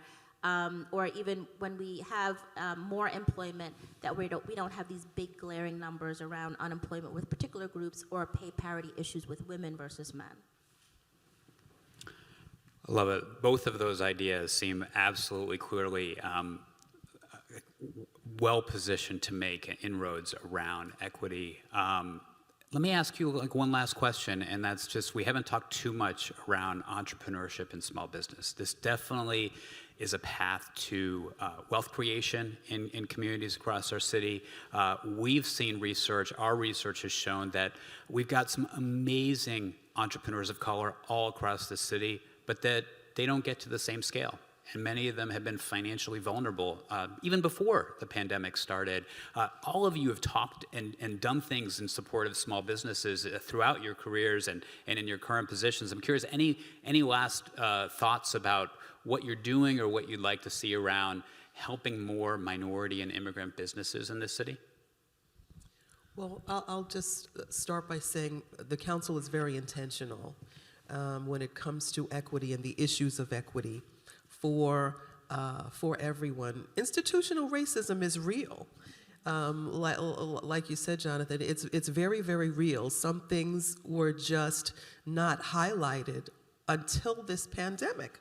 And we started seeing things highlighted and spotlighted, and some things that some of us knew, but others didn't know, and some things that some of us knew, but didn't really realize the scale of the inequity, across the city and really across the country. So it is incumbent upon the council to do our jobs legislatively through policy to try to right those wrongs and to try to make inequity a thing of the past.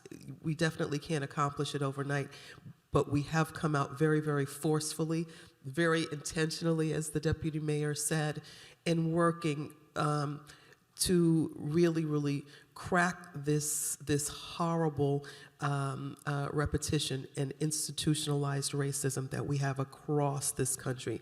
We've got to focus on it now that we all know it's here. We can talk about it. It's out in the open. We don't have to be shy about the conversation.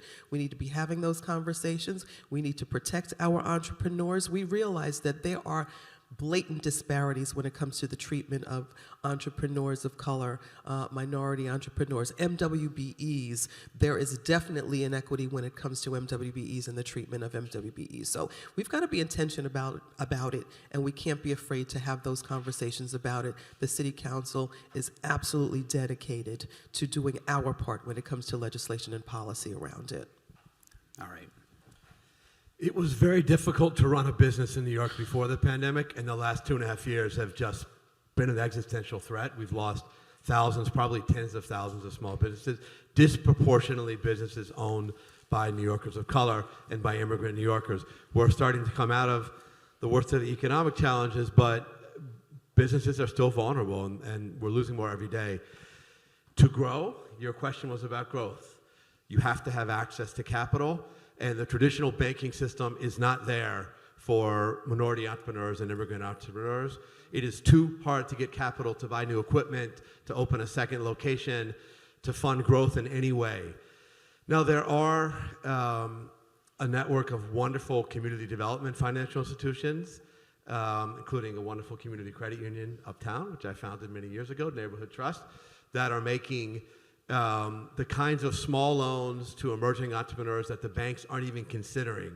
And these are real engines for opportunity. But getting back to your early point, Jonathan, about what nonprofits can do when we need huge scale, we've got to go bigger. And there's a really bold, exciting idea out there to do that, which is for New York City to create the first municipally owned bank, a publicly owned bank here, which would take some of our billions in city assets and put it into an institution that was mission-driven.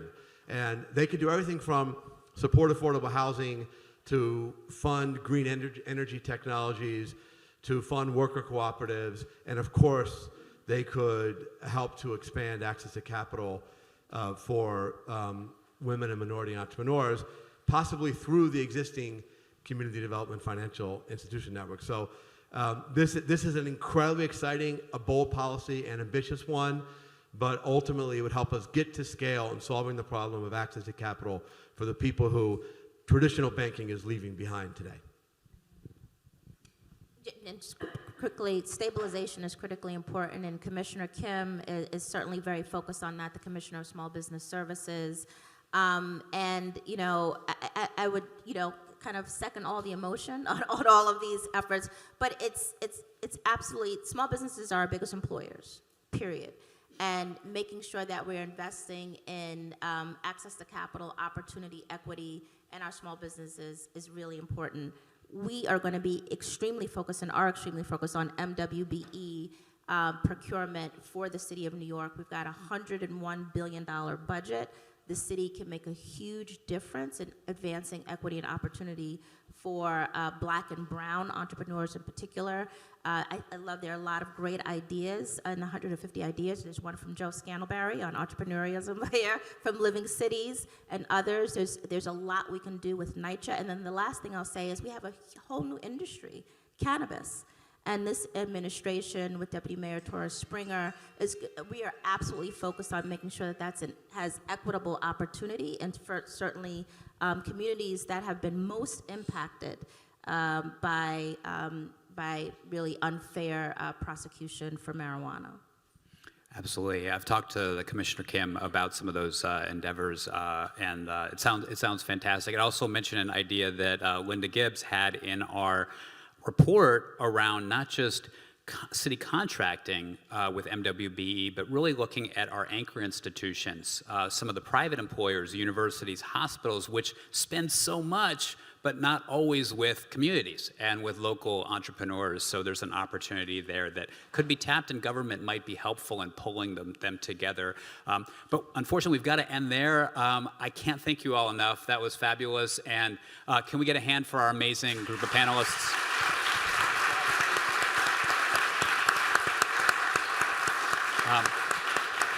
I want to also thank you all for the leadership and all that you've done. The CUNY Reconnect, we are so thrilled about that. But with all of the things you all are doing, thank you so much. I want to give a big shout out to Winston Fisher and Fisher Brothers for making today's event possible.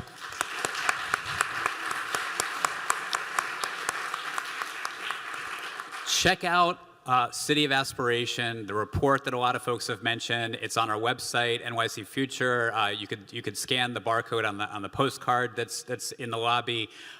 Thank you all for being here and for really kind of your patience around the technical difficulties we had today. And thanks again. Have a great, wonderful day.